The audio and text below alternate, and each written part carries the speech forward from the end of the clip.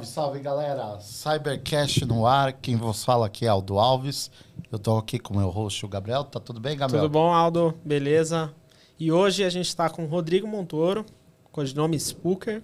Ele é o atual CTO da Clave Security, né, onde lidera estratégias de Blue Team. São 24 anos de experiência em sistemas de código aberto, hardening e cibersegurança, e presença como palestrante em conferências globais, como o Sector no Canadá, SANSDIFR e a DEFCON. Então, primeiro, né, Rodrigo, obrigado pelo convite, por aceitar esse convite com a gente. E Aldo tem já uma primeira pergunta para iniciar esse programa de hoje. Primeiro, Rodrigão, queria agradecer a sua presença, ilustre presença. Eu vou falar uma coisa aqui, primeira mão. A gente nem começou a conversar sobre isso. Acho que nem o Gabriel sabe. Mas assim, eu comecei na carreira. Eu era um cara do mundo Windows, só sabia de Windows. E aí, de repente, eu tive a missão de administrar alguns servidores Linux. Cara, e você me ajudou muito. Eu te conhecia pelo codinome ali, não conhecia nem pelo nome. E eu peguei aqueles tempos de BRMA Multi-Access. Cara, e aí foi uma encrenca danada, porque eu tinha 16 anos na época. O servidor crashava hardware, tinha que desinstalar, instalar aquilo. E eu lembro que você postava as dicas. Então, um comando que você colocava lá, cara, salvava, vamos dizer assim, uma semana de pesquisa. Eu cheguei a dormir dias refazendo o servidor dentro da escola, porque o servidor acabou crashando, né? E tinha as aulas de informática, tinha toda a parte de secretaria, que estava atrelada à condição ali de internet. A gente usava DNS bastante, resolução de nome. VPN também, das duas escolas, né? Porque era uma rede de escolas. E a VPN ficava fora. E eu lembro que você ajudava muito a comunidade. Então, eu comecei a te conhecer desde essa época. E você me salvou ali, literalmente, cara. Salvou noites e noites de sono, porque eu virava pesquisando, né? Enfim, tinha uns problemas e tinha que resolver tudo a zap. Sim. E eu não tinha um contrato de suporte lá. Eu acabei fazendo um curso depois, mas eu lembro que foi uma fase que eu estava iniciando no mundo Linux e tinha pouco conhecimento de segurança, meu core era infraestrutura. E te agradecer por isso. Na minha concepção, você é uma sumidade. Eu acho que você, tranquilamente aqui, na minha opinião, né, está entre os 5 maiores pesquisadores do Brasil. Eu acho que você é um cara que abriu muitas portas com relação à segurança da informação no mundo lá fora, né? Palestrou na DEFCON, fez workshop, tudo, outros eventos, a SANS. Então, eu fico feliz que você tenha aceitado o nosso convite e esteja aqui. E agradeço por você me ajudar na minha carreira. Eu nunca falei, nunca cheguei para conversar com você sobre isso, mas relatando, com certeza existem vários áudios por aí que com certeza leram seus artigos, sua ajuda, e tudo isso, vamos dizer que cooperou muito para a carreira de muitas pessoas, com certeza, não só a minha. Queria agradecer aí. Que isso, cara. Eu fico meio sem jeito, que eu sou um cara muito fechado, assim, né? Eu sou nerds, fico no computador. Eu vou nos eventos, palestras, mas eu sou muito na minha, assim. E é legal escutar essas coisas, né? Eu já escutei algumas histórias da galera, pô, eu fui pra segurança depois que eu escutei sua palestra, que eu vi uma palestra sua, eu gostei, não sei o que e tudo mais. Mas assim, a maioria das coisas não chegam na gente, né? E tá tudo certo. A gente, quem é da comunidade geralmente faz pelo prazer de fazer, né? Então, tipo assim, a gente não espera nada de volta, né? Porque se você esperar alguma coisa de volta, você sempre vai se frustrar, né? Então, eu sempre tive essa vibe do open source, assim, né? Da comunidade, assim. Eu sempre gostei muito de compartilhar. Eu nunca fui um cara... Eu nunca fui um cara que falei assim, pô, se eu compartilhar, os caras vão ser melhor que eu. Né? Eu sempre tive a vibe assim, eu tô compartilhando isso, mas já tô estudando aquilo, porque eu tenho que correr para essa galera não me alcançar. Porque se a galera não me alcança, o erro é meu, não é porque eu compartilhei que a galera vai me alcançar, né? E, logicamente, essas épocas mais antigas de Linux era mais limitado o conteúdo, né? Então, acho que a gente tentou fazer bastante conteúdo. Tinha uma galera ali, tinha o pessoal do Slackware, né? Eu sou do time do Slackware, né? Não sei que time que você era, mas eu era do time do Slackware, assim, e eu sempre tive essa vibe bastante, assim, de ajudar e de procurar ajuda também, né? Eu sempre pedi ajuda quando eu precisei. Eu nunca tive problemas em assumir minhas deficiências de conhecimento naquele momento, né? Porque a gente está aqui para evoluir. Mas obrigado pelas palavras, cara. E aí, Rodrigão, queria que você contasse mais, porque muita gente que te conhece Conhece o Montoro do segurança em cloud, né? Vamos dizer assim, né? Não conhece esse passado seu do Linux, que você veio da pesquisa. Queria que você contasse, desse uma resumida, desde aqueles tempos antigos, o que te levou, né? Para o que você é hoje. Tá. Cara, eu acho importante falar da carreira, porque tem muita gente que vê, que nem eu falo, vê o Rodrigo hoje, o Spooker, o Montoro, né? Seja lá como me chama. E até né, você falou da BR, na BR me chamavam de Orkut, né? Porque eu fui contratado pelo Orkut, né? Quem não sabe que o Orkut era o Facebook dos velhos, né? Mas, Você trabalhou no Orkut? não, eu fui contratado de um grupo que chamava RHC, e daí o dono, um dos sócios da BR Connection, estava procurando um RHC. E daí eu Era falei, uma certificação, era uma né? certificação. A gente chega nela aqui no trajeto, mas era uma certificação que naquela época era bem... tinha pouca gente que tinha, assim, sei lá, 2003 ali, devia ter umas 50 pessoas que tinha no Brasil, assim. Uhum. E daí eu fui lá para os Estados Unidos, voltei, daí quando eu voltei tinha essa vaga no Orkut, daí eu conversei com ele, fui lá, fiz a prova e comecei a trabalhar com ele, assim. Então, daí eu entrei lá, falou, o cara do Orkut, eu já entrei com o apelido, né? Caramba, cara. Contratado pelo Orkut. Mas assim, eu comecei assim, eu tenho um amigo, né, que chama Gustavo Buriola, o nome dele, né? A gente sempre tem alguém que está na nossa frente, né? E ele, acho que ele tem 2 anos a mais que eu. E só que assim, eu tinha 16, ele tinha 18, ele estava indo para a faculdade já, né? Então assim, essa distância, né, nessa época da vida faz bastante... Sim, diferença. É bastante diferença. E daí ele começou a fazer o Unesp lá, né, na Faculdade de Ciência de Computação, isso em 98, né, mais ou menos, não, 96, né, eu tinha 16 anos, ele tinha 18. E daí ele começou a ver que esse negócio... Ele já vinha com o pessoal da Módulo, tinha dado uma palestra, ele sempre me contava, porque daí a gente trocava muita figurinha, né, porque ele fazia faculdade, daí depois nos finais de semana a gente sempre se encontrava, ele contava, ele sabia o que eu gostava. E daí ele começou a fazer, daí estava a Conectiva naquela época, daí ele foi fazer um curso da Conectiva, daí ele também me trouxe os CDs, daí eu comecei a estudar ali, né, daí eu tinha uma galera também, uns caras de RC que já estavam mexendo com Linux também ali no meu colégio, daí a gente ficava de madrugada, né, pô, naquela época o pulso único, né, pô, o problema dessa geração nunca vai saber o que é ter que conectar só de madrugada para sua mãe não ficar pé da vida com você, porque o telefone está ocupado. Rezava para não chegar a conta, e a né? conta, né, e tudo mais. Daí disquetinho instalava e tudo mais. Daí assim, eu comecei com o Linux ali em 96, 97 ali, né? Mais ou menos nessa época. Mas lógico, aos trancos e barrancos ali, tentando sobreviver, porque era um caos. Especialmente para usar o X, né, naquela época. E daí eu comecei a me envolver mais com a comunidade. Fui crescendo, daí abri um provedor na minha cidade, fiquei desesperado para trabalhar lá, né? Porque eu falei, pô, vou ter internet o dia inteiro, fico lá. E daí eu comecei a fazer faculdade em 99 e daí eles me deram um estágio, tanto que eu enchi o saco, né? Então, assim, daí eles me deram um estágio lá. Daí depois, no outro ano, eu fui para São Paulo. Eu vim para São Paulo, na verdade, né? A gente está em São Paulo hoje, agora. Mas eu vim para São Paulo, eu fui para a FMU e daí eu consegui um estágio. E daí, nesse estágio, que era, cara, coincidentemente era muito perto aqui, era aqui no Alto da Lapa ali. Você pega a Cerro Corá ali. Daí ali onde tem um cemitério, ali na rua, ali, só que aquela rua... lá pra baixo. Né? Ali no... Então, assim, mas é bem pertinho daqui, deve ser, sei lá, 5 minutos daqui. E daí foi o meu primeiro estágio lá, né? E daí tinha o Rodrigo EV, né, que é o meu xará, no caso. Ele já mexia com Linux. Mas ele já era mais velho, assim, sei lá, eu tava com meus 20 anos ali. Ele já tinha 20 e tantos, talvez quase 30, não sei exatamente a idade dele. Mas ele é o cara que sabia de Linux. E daí eu entrei no time de projetos de estagiário. E daí eu era o único cara que sabia Linux da empresa inteira também, mas não sabia profissionalmente. Eu sabia ali, eu era o cara que conseguia sair do outro lado. E daí ele também me colocou para fazer uns negócios de Linux. Naquela época eu estava começando Samba, algumas coisinhas ali e tudo mais. E daí eu comecei a mexer com Linux. Daí depois eu fui trabalhar em uma empresa que eu mexia muito com a parte de driver, que é Integral Sistemas, que depois agora ela mudou o nome, mas existe até hoje. Daí tinha um cara lá que é o Ronald Sickel, né? Que era o dono, que é o dono até hoje, se eu não me engano, não sei exato, mas até um tempo atrás estava lá, tinha até uma galera lá que estava fazendo 30 anos de empresa, assim, tipo, daí tinha o Amorim lá, né, que era o meu gerente e tudo mais, e eu era um moleque lá, né, perdido no meio do mundo, né, mas eu aprendi muito com o Ronald também, porque a gente ia compilar, fazer funcionar e tudo mais.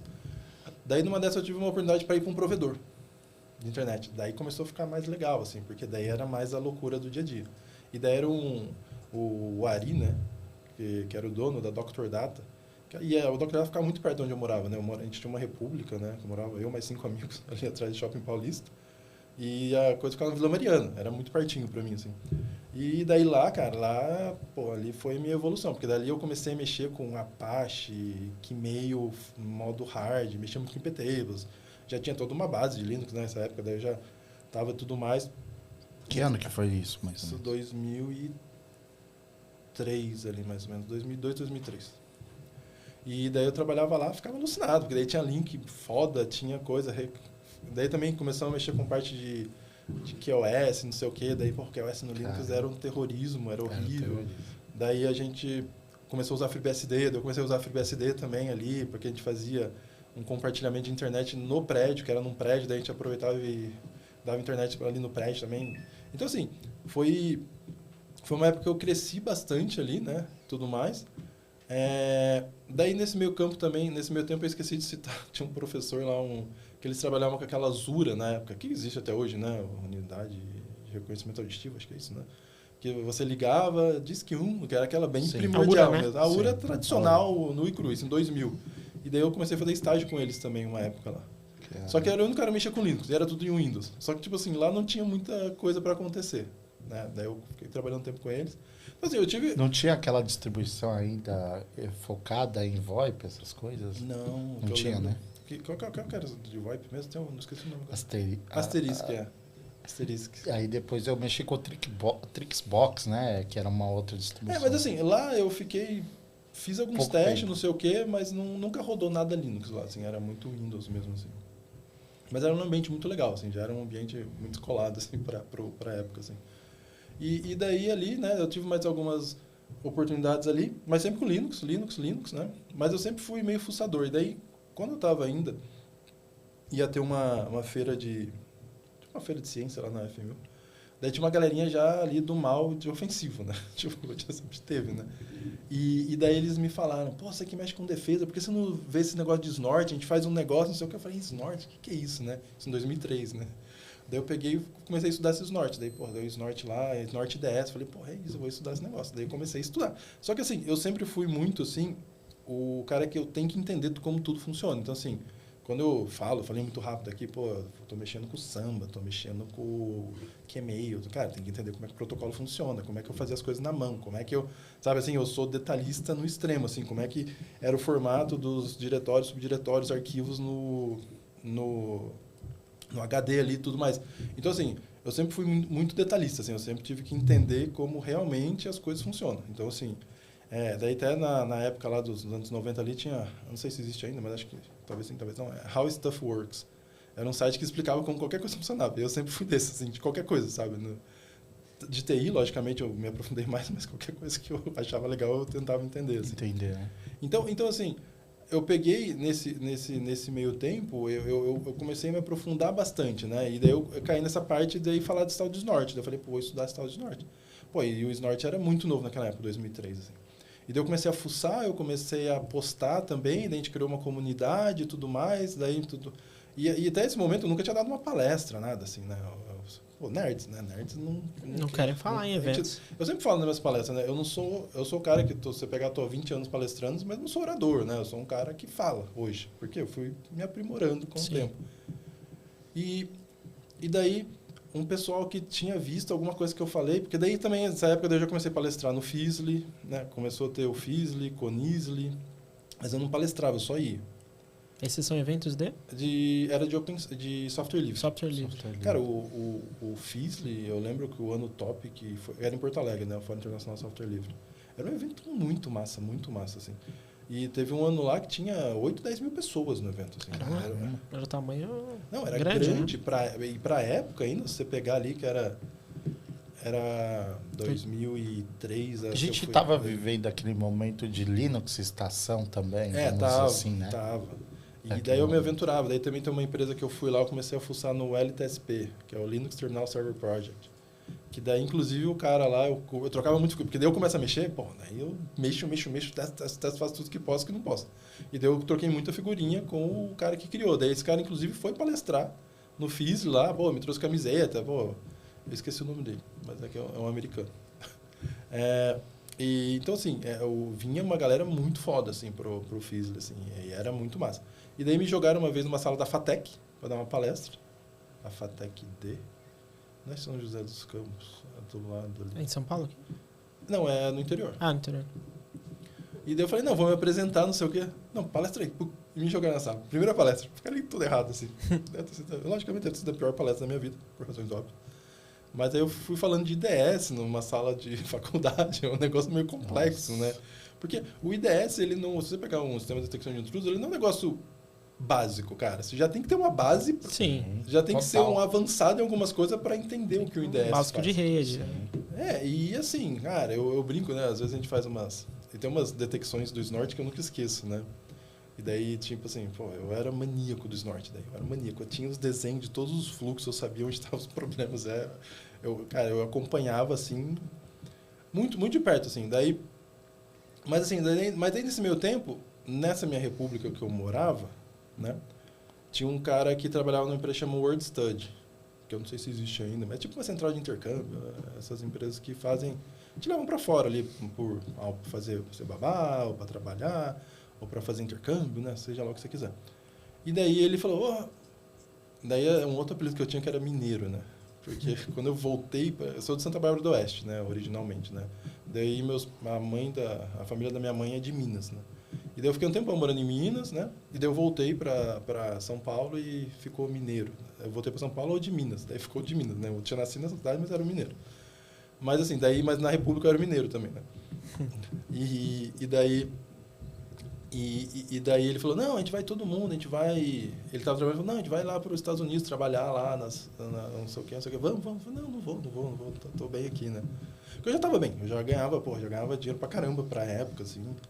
Já estava, vamos dizer, quase que estabilizado, né, para o momento. Porque, como eu te falei, né, pô, tinha RHCE, que era uma certificação que tinha 50 pessoas no Brasil, tinha várias coisas, assim, eu sempre fui mega dedicado, assim. Daí, chegou no último dia, eu falei, cara, sabe uma coisa, eu vou. Toma aqui, ó, o que eu tenho que preencher, né, o que eu tenho que pagar, vou. Daí, o que aconteceu, né, daí fica o que sobra, né, porque quando você vai no começo, você tem os processos seletivos, você pode escolher onde você quer trabalhar, daí você pode trabalhar até na Disney, né? Dá pra você ir, assim, né? Você pode trabalhar na Disney, você pode trabalhar numa estação... Ainda existe isso. Na central de intercâmbio eu sei que existe. Você pode trabalhar numa estação de esqui, você pode trabalhar num cassino, você pode... Cara, tem várias coisas que você pode trabalhar. E daí, pra mim, chegou no Mac. Caramba. Chegou... que chega o néctar do que sobrou, né? Porque o Mac lá nos Estados Unidos é bem ruim, né? É o emprego de entrada, né? O pessoal. O sub do sub, lá é o Mac, eu acho. E para você fazer essa troca entre tudo que você tinha aqui no Brasil, já tinha conquistado, certificado, tudo, nome, Para trabalhar. já conhecendo bastante de DS para ir para lá para o McDonald's. Como foi? Eu fui com a cabeça assim, primeiro assim, eu quero aprender inglês, eu quero melhorar meu inglês. Eu já tinha um inglês base ali, vamos dizer, bom para médio, assim, né? Mas que não era nada de outro mundo, né? Eu falei, e de repente eu fico lá e procuro um emprego. Falei, pô, aproveitar esse RHC e tudo mais, eu via que tinha muitas vagas, né, naqueles sites lá. De repente eu aplico lá e fico lá. Daí eu fui, cara, daí eu me desconectei total, assim, né, de fazer as coisas. Eu cheguei lá, comprei um computador ali, tinha internet a cabo já na casa, né, cara, bem massa, assim. Mas eu trabalhava no Mac lá, né? Fazendo hambúrguer, nugget. Tipo, limpando o Mac, né? Era o que tinha. Mas foi massa, porque daí eles me colocaram muito para trabalhar à noite. E à noite só tinha os adolescentes. Porra, e daí os adolescentes conversavam pra caramba, assim. Então, pro meu inglês foi muito bom, assim. Conversava, combinava. Eles queriam fazer festa, queriam comprar bebida para eles, que lá nos Estados Unidos é 21 anos, né? Eu já tinha ali 23 quando eu fui. Daí eu falei assim, cara, eu posso até colaborar com as bebidas, mas eu não vou aparecer na festa, porque depois eu que sou deportado, né? Mas aí, cara, porque os caras, gente boa, não sei o que, é bem comum, né? Daí eu peguei amizade com eles, assim, eu conversava bastante. E quando a gente não tava lá, tinha um barzinho lá, que era o... Meu Deus, agora eu tava com o nome na cabeça. Eu vou lembrar o nome. Era Ted's Bar, acho que era Ted's Bar. Mas era um bar que a gente ia lá também. Que cidade você ficou lá nos Estados Unidos? Do lado de Pittsburgh. Era grande Pittsburgh, assim, chama Key Sport. E daí tinha o Todd's Bar.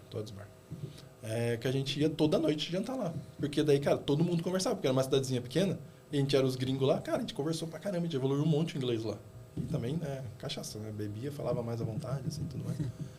E daí, cara, eu fui. E daí nisso também, a minha atual mulher, né, eu conheci ela lá. Então a gente tá junto há 20... Ela é brasileira? Brasileira. 20 cacetadas anos. Depois ela vai escutar isso, vai saber que eu não sei os números, né? Mas conta de cabeça assim a foto, mas sei lá, 22 anos ali, praticamente, né? 2004, 2026, 22 anos, 23 anos. E daí a gente voltou, daí eu voltei, né? Mas eu não voltei por isso, né? A gente até voltou meio separado. Falou, pô, ela mora no Rio Grande do Sul, mora em São Paulo, não vai dar muito certo, né? Mas daí eu voltei, e daí foi esse negócio do Orkut, né? Desculpa, não foi esse negócio do Orkut, eu já voltei empregado. Daí tinha o pessoal da Bravo, o Roberto Nenfide, eu não sei se falar sobre o nome dele direito, nunca soube. Mas o Roberto, ele tinha uma empresa, né? A Bravo Tecnologia. E ele estava com alguns BO de Linux, ele precisava de alguém de Linux. Eu já voltei empregado. Mas você não pode voltar um mês antes? Eu falei, pô, cara, só fiz um intercâmbio, né? Deixa eu terminar o meu inglês. Por quanto tempo de intercâmbio? Não fiquei muito, eu fiquei de dezembro até abril. Ah, foi alguns meses só. No frio. Pegamos menos 20 lá, nevava, daí a gente não tinha carro, só se fodia. Mas é legal, cara, eu recomendo, todo mundo que tem oportunidade de fazer isso, faça assim. E pro inglês, né, principalmente. Pro inglês, exatamente. Depois a nossa área é fundamental. Cara, e faz diferença. E daí depois eu vim trabalhar com o Roberto. Eu trabalhei com o Roberto um tempo ali. Daí apareceu essa vaga no Orkut. Preciso de alguém com RHC. Daí eu fui lá fazer essa prova do RHC lá. Daí, pô, fiz a prova, passei na prova ali que ele passou. E daí você vê que eram os detalhes, né? O Edson falou assim, cara, é engraçado, assim, é uma prova. Daí é ali que essas horas que eu vejo que eu sou bem nerd e detalhista, né? Ele falou, cara, é uma prova de 40 questões. É uma prova de 40 questões, de Linux, geral, assim. Daí até quando eu fui embora, eu falei, porra, não respondi de 3, não sei o quê. Daí até a menina falou, não tem problema. Eu achei muito natural dela. Mas falei, você foi direto pro RHC, o E lá, ou fez o A antes? Porque tinha um administrator que vinha antes e o E era o... Não, eu fui pro E. Porque assim, na verdade, sim, a galera tava fazendo aquele fast track, o curso, eu não tinha grana pra fazer o curso. Mas daí eu falei assim, cara, foda-se, eu vou com o meu conhecimento. Porque eu fazia troubleshoot, eu mexia com Red Hat todo dia, eu formatava, eu fazia o tempo inteiro. E tanto que eu fiz a prova foi muito, vamos dizer, fácil, assim, porque, cara, a parte de troubleshoot tinha, sei lá, 2 horas e meia, eu fiz em 40 minutos, assim, sabe? Porque, cara, era o que eu fazia o tempo inteiro. Então, assim... Rotina. Porque o RHC era uma prova prática. Você tinha uma parte de configuração, uma parte de troubleshoot e tinha ali meia dúzia de perguntas. Então, assim, era uma prova hands-on mesmo. Então, assim, pra mim era fácil. Pro pessoal que não tinha o hands-on que eu tinha, era mais difícil, mesmo tendo feito o fast track lá, né? E daí, o RHC eu fiz ali. Eu fiz o RHC e a LPI. A 1 e a 2 eu fiz só 1. Acho que eu fiz a 1 e a 2, não sei. Mas a LPI é testar de nerds, né? Você decora um monte de coisa, ia lá e fazia a prova. Era assim antes, não sei como é que é hoje. Mas era só questão, né? E era tudo no papel, né? A LPI hoje é uma das principais, né? Assim, de mais conhecidas, né? Cara, eu tô bem longe dessa área de Linux, eu não faço a mínima. Mas na época já era... Na época era a LPI e a RHC, né? Que eram as principais, assim. E daí eu já tinha a certificação e tudo mais, mas daí eu voltei, daí eu fui lá porque ele queria alguém para manter o instalador do produto, né? Porque daí você pegar o BR Multiax, o que acontece? Ele era um instalador que ele tinha que instalar em todos. Cara, eu tenho esse aqui, vai ser meu servidor, você tinha que instalar naquilo. Cara, dava vários BO de módulo, de módulo de kernel, placa de rede, não sei o quê. E daí eu que tinha que ir lá e, né, colocar. Mas daí da prova, daí quando eu cheguei lá, daí ele falou assim, cara, você é muito detalhista nas respostas. Porque depois, eu explicando o negócio do switch, daí eu fui lá, explicava tudo nos detalhes, não sei o quê. Ele falou assim, a média de acerto das pessoas que vieram fazer essa prova foi 10 questões. Você acertou as 37 que você fez, as outras 3 você não fez. Então, assim,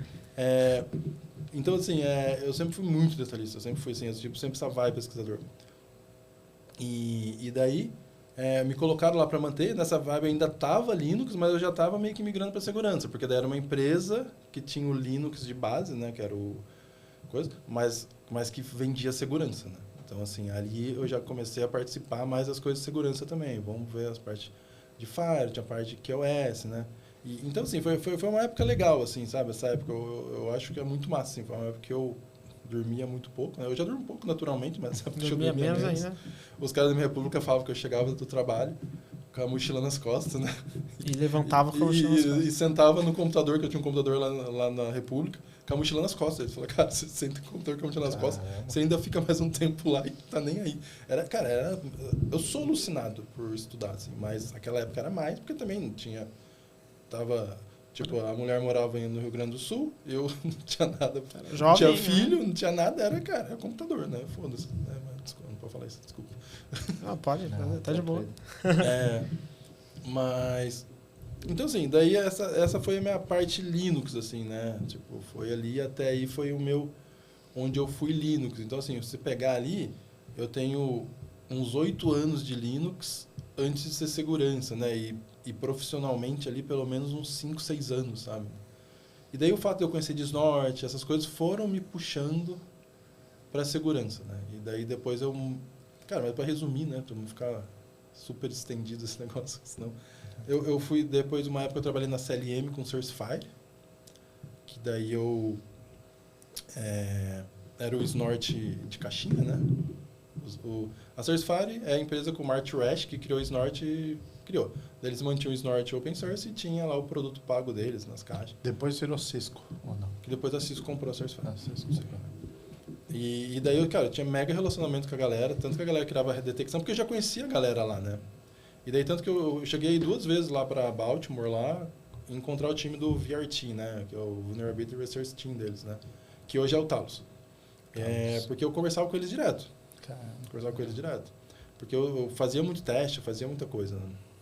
E daí, agora que eu estava com o Sourcefire, ficou mais fácil ainda, né? E daí eu fiquei ali com o Sourcefire.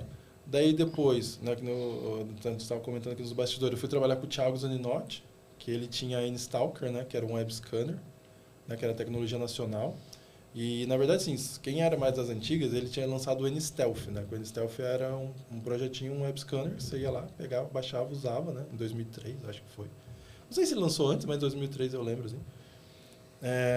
Que daí você colocava RL, testava e tudo mais, depois virou um produto, né? E daí eu fui trabalhar com ele, daí aquela história, né? Ele tinha uma patente, né? Da minha cabeça, pô, cara, tem uma patente, né? Na minha cabeça eu falei, pô, quem que eu conheço tem uma patente? Ele agora. Então, mas o Zaninotti o Zaninotti é um dos caras fora de série que eu já conheci na vida, é o Zaninotti, velho. Porra, ele codava o core praticamente sozinho do negócio, cara. Ele fazia o trabalho de, sei lá, de 5, 10 devs, assim, ele era muito foda, assim. Tinha gente que ajudava ele ali depois, mas ele era fora de série, assim, um condor. Daí depois disso, daí foi uma época que eu já estava ali, daí uma coisa que é importante que eu falo pra galera é assim, tem 2 coisas que te levam para frente, né, para ter sucesso, assim, na minha concepção, tá? Você ter uma base muito sólida, então assim, é estudar o básico, porque daí você faz uma base grande, você consegue depois empilhar conhecimento. Se a sua base é pequena, você não vai empilhar conhecimento, cara. É uma boa analogia, inclusive. É uma coisa básica, assim, um prédio com uma base pequena, você não consegue ter muitos andares. Um prédio com uma base grande, ele consegue ter muitos andares, né? E contato, cara. Network. E o network se faz de várias formas, que nem você estava falando, pô, pegar o seu material, não sei o quê. Então, assim, diretamente a gente estava fazendo network, né? Porque já me conhecia. Então, de repente, se eu trombasse com você por algum motivo, cara, eu preciso do emprego, vou fazer um negócio. Você fala, pô, contrato esse cara sabe, entendeu? E em compensação, e lógico, em evento, começar a andar com as pessoas. Então, assim, essas 2 coisas, elas são super importantes para você atingir ali, acho que, algum momento, alguma coisa legal, sabe? Assim, E daí, o que aconteceu, né? Nesse meio tempo, né, que eu não falei aqui, quando eu trabalhei na Bravo, eu conheci o William Caprino. Isso aí foi em 2004, né, que eu conheci o William Caprino. Foi em 2004, eu acho. E por que eu conheci o William Caprino? Porque a Rebeca, que era a mulher dele na época, trabalhava na Bravo de comercial. E, cara, a Beca é super gente boa, assim, super... E daí o William, às vezes, a gente ficava ali na frente de um boteco na frente da Bravo, que a gente ficava ali tomando cerveja, o William aparecia. O William, às vezes, aparecia lá no escritório, porque também ele era amigo do Roberto, né? E tudo mais. Daí eu fui conhecendo eles. Daí falou, o meu marido vai pra Defcon, não sei o quê. Isso eu queria ir, só que até aquela hora eu não tinha tido a oportunidade de ir ainda pra Defcon e tudo mais. E daí eu comecei a conversar muito com ele, assim, né? Porque não sei o quê. Daí eles fizeram um evento... Eles já tinham um evento? Não, ainda não. Daí eles fizeram o evento e me colocaram de staff. E isso aí também foi muito legal, assim, porque, pô, isso aí me abriu muitas portas, assim, na coisa de conhecer gente. Porque o Show the Sheriff sempre foi um evento muito seletivo, assim, né? Porque é só invite only, né? E daí, pô, eu sou um dos 4, acho que é 4 ou 5 pessoas que foi em todos. Tem 4 ou 5 pessoas que foram em todos, assim. Eu tenho a sorte de ser um deles. Então, assim, daí você conhece muita gente também, ajuda muito no network. E daí, num desses eventos, quem patrocinou foi o Spider Labs, né? Que eles estavam meio que vindo. Naquela época já o Dundum trabalhava lá, o Wendel. Caramba. 2009 Pesado ali. essa consultoria Spider Labs, né? Só cara O Wendel da da Pride? Da Pride. É o mesmo Wendel, tá. O Dundum. E daí, nessa época, eu peguei ali e conheci o Nicolas Percoco, que era o VP, era o americano VP do Spider Labs. Daí depois, eu já estava indo para a Defcon. Daí, quando eu fui para a CLM, eu consegui ir para a Defcon. Daí, eu acho que eu fui para a Defcon em 2008, 2007. Cara, não sei exato, mas sei lá, 2007, 2008 eu fui para a Defcon a primeira vez. E daí, numa vez lá, eu falei pro Nico, Nick, ó, tem essa vaga de estamos precisando de um cara para escrever assinatura pro IDS, né? E nessa época eu ainda era o maniac do Snort ali. Porra, ele falou, cara, não é com o meu time. Eu vou passar aqui, qualquer coisa eu te retorno. Daí, cara, o time de pesquisa, que incluía quem queria a assinatura, foi pro Spider Labs. E daí ele mandou, você ainda tá afim dessa vaga?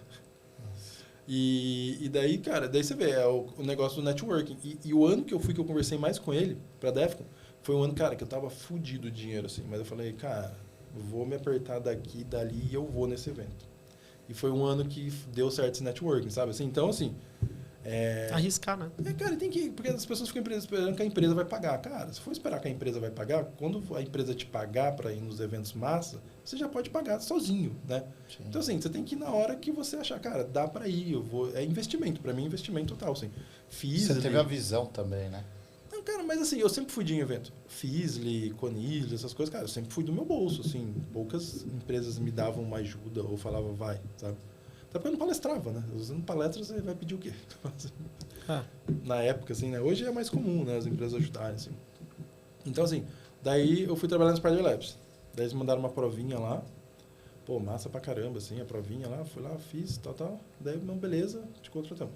Daí foi quando o time de pesquisa foi pra eles, assim. Daí, pô, isso foi em 2010. E, pô, daí esse ano, assim, de 2010, foi um ano legal, assim, né? Porque, pô, eu falei, tô indo pro Spider Labs. Daí a reunião do Spider Labs, o team meeting do Spider Labs era em Vegas, sabe? Assim, já tava... O Spider Labs pagava, sei lá, pelo menos 100% a mais que a média nacional. Tipo assim, cara, você tava trabalhando com um time foda, pô, já tinha gente foda.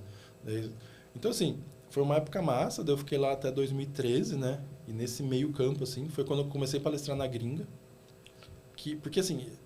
Eu tenho uma característica, uma delas que é boa e não é boa, é que eu sou competitivo, né? Então, assim, quando eu fui pro Spider Labs, todo mundo palestrava lá nos Estados Unidos. Eu falei, porra, vou ter que palestrar também, cara. Simples assim, né? Eu O falei, McDonald's já tinha isso, né? não, no Mac Não, eu queria ser ser o melhor Ah, funcionário. sim, o Funcionário Mac, do mês. Eu queria ser funcionário do mês, Funcionário sim. Eu sempre sou dedicado, não importa o que eu tô fazendo, tem que fazer bem feito, assim, acho que... Porque a galera hoje fala assim, pô, hoje é fácil você falar, você é diretor, você é CTO. Eu falei, cara, quando eu era estagiário era igual, cara. Eu ficava 24 horas ligado, não importa. Tipo, eu falo, é lifestyle, né, cara? Tipo, é modo de pensar, modo de viver. Não é o cargo. Não é o cargo, exatamente. Tipo assim, você não é pesquisador na hora que você tem um cargo de pesquisador. Você já fez muita pesquisa antes para você... Pra conseguir esse pra depois título. você ter o título de pesquisador, né? Rodrigão, nesse momento da Spider Labs, foi um momento de virada que você saiu, vamos dizer assim, de ser um cara... o especialista para ser o pesquisador ou não? Qual foi o momento de chave ali, de virada de chave da tua carreira de especialista para pesquisador? Cara, talvez pesquisador por profissão, talvez acho que o Spider Labs, foi daí que eu foquei. Embora na BR Connection o Edson também me dava muita liberdade de pesquisa, assim. Eu sempre tive muita liberdade lá. Cara, pesquisa isso, vamos ver isso, vamos adicionar isso no produto, não sei o quê, sabe? Assim, então, eu tinha essa coisa. Só que, lógico, eu tinha outras tarefas, inclusive do instalador, né? Que sempre foram minhas, assim, né? E quando surgiu aqueles Win Modem, não sei o quê, meu Deus, eu queria morrer. Eu falo assim, pô, vamos mandar uma placa, um modem de verdade pro cara, em vez de identificar aquilo na cabeça. Aqui, que cara, era complicado, né? Porque tinha muito lugar que conectava discado, né? Ainda. Pro pessoal que não conhece, o que a Spider Labs fazia na época? Tá, o Spider Labs, ele era um time dentro da Trustwave. A Trustwave é uma empresa americana e o Spider Labs nasceu lá dentro, né? O core do Spider Labs era, né, antes de pesquisa, né, eles tinham pentest, resposta a incidente ali, forensics, né? Então, assim, e AppSec, era mais ou menos o core deles. Depois foi pesquisa, foi para lá também, né? Daí, quando montou o time, era eu, mais 5 ou 6 gringos, não tinha mais brasileiro, não tinha pesquisa. Daí, depois a gente trouxe o Breno, né? O Breno Silva, que é um cara bom pra caramba, assim. O Breno tem várias patentes, o Breno é bem doente. Mas o Breno é gente boa pra caramba. O Breno tá na Tenti hoje, né? Daí, depois teve o Zimmerler lá, o Felipe, mas aí não pegou muito a minha época. E daí tinha outros brasileiros, né? Tinha o Espinhara, tinha o Urma. Espinhar. O próprio Luiz Eduardo foi trabalhar lá uma época. O Michael também foi, né? O Marcos foi. O Maicon. O Maicon foi. Não, mas eles foram, acho que depois da minha época. Daí foi a época que foi o Musa, o Maicon. Nossa, a galera é boa. Então, assim, tinha o Bruno, né? O Bruno Oliveira. O MPHX2, acho que era o nick dele. Que o Bruno ficou lá até um tempo atrás. Assim, o Bruno ficou muito tempo lá na Trust Wave, no Spider-Man. E daí, tipo assim, daí tinha essa parte de pesquisa e depois também eles começaram a fazer a parte de pentest físico também. Uhum. Até tinha o Ryan... Cara, às vezes me foge uns nomes. Não sei se vocês chegaram a ver, já viu aquele Tiger's Team? Ah, o Tiger Shin, aquele... Que ele fez aqueles o pentest vídeos que eles físico, fazem ele invadia a pentest. loja de Eles carro. foram palestrar no Shooter Chef, deles, né? O Ryan trabalhava no time lá do Spider Labs. Caramba, cara. Se você pegar depois o Space Rogue foi também, né? Você chegou a fazer os pentest físicos lá? Cara, eu nunca trabalhei com pentest, né? Eu sempre fui defesa. Ah, tá, eu sempre fui defesa. Mas o time, né? Só estrela, né? Vamos dizer assim, né? Então, daí isso gera competitividade na minha cabeça, né? Porque eu falo assim, pô, se os caras estão palestrando, tem que palestrar, né? Tipo assim, e daí a galera tava sempre mandando palestra. E o Spider Labs é legal que ele te dava um incentivo ainda, né? Mas eu não tava nem pelo incentivo, eu tava pela concorrência mesmo. E era CVE a rodo também, né? Que eles descobriam. Mas assim, eles tinham... Era muito profissionalizado o negócio. Tipo assim, eles chegaram há anos, assim, a ter, sei lá, 7 palestras na tráfego principal da Defcon, mais não sei quantos na Black Hat. A gente palestrando na Upsides era muito... Industrializado. Cara, eles eram muito bons em fazer isso. Porque tinha muito conteúdo, acontecia muita coisa ali, né? Porque eles eram também... então, assim, parte de time resposta a incidente e tudo mais. E eles incentivavam, dava $500 mil por palestra. Então, pô, já tá ganhando bem isso aqui. Você começou a pagar a viagem, vão te pagar tudo. Isso ainda vai ganhar $1.000 pra torrar no outlet, sei lá. Você começou assim, as palestras lá fora. Daí o que acontece? Cara, daí eu deu uma coisa que eu descobri, né? Eu até hoje eu sou mais ou menos assim, né? Que a minha comunicação escrita é horrível, né? Daí eu, cara, fazendo uma pesquisa lá super legal no Spider Labs, né? Não sei o que, mandei e-mail, mandei um monte de e-mail, ninguém nem me respondia, né? Mandava pro time, mandava pro gerente, mandava pro diretor, ninguém nem aí, né? Daí a gente tinha esse team meeting, né? Em 2010 ali eu já fui no team meeting, que era ali em agosto, né? Era assim, você ia 2 dias antes pra conferência, ficava lá no team meeting, depois você ficava na conferência. E daí eu peguei e falei, não, vou apresentar. Daí eles falaram, quem tiver alguma coisa pode apresentar aqui no team meeting. Eu falei, beleza. Daí eu apresentei. Cara, daí foi muito engraçado, que daí o meu gerente, né, e o Nick falou, caralho, isso é patente. Tipo assim, daí eu falei, oi? Eu quase fiz um script, coloquei no GitHub, né? Tipo... Quase que eu joguei o ouro. Caramba, cara. E daí eles falaram... E era uma coisa que você já queria, né, desde o passado. Mas tipo assim, era uma coisa assim, acho que assim, uma coisa que você nunca vai em busca de uma patente, né? Porque a patente é uma consequência, vamos dizer, o ápice de um pesquisador, né? Eu acho que assim, o ápice de uma coisa, você fazer uma coisa que ninguém nunca fez, né? E registrar ela... mas daí a burocracia, essas coisas é com o americano, né? O americano, disso eles são muito bons. Por quê? Porque isso gera propriedade intelectual, valoriza a empresa e tudo mais, né? E daí, a hora que isso aí ganhou a patente lá, falou assim, cara, dá pra ser patente? Eu falei, pô, então eu vou mandar essas... Mas eu posso palestrar? Pode, porque se você palestra, a gente tem 1 ano depois que você palestrou de garantia, ninguém pode pegar a sua ideia. Não sei se é assim ainda, mas em 2010 era. Daí eu fui palestrar na Tourcon, lá em San Diego. E daí eu cheguei, cara, daí foi engraçado, assim, porque... Engraçado não, foi desesperador, na verdade.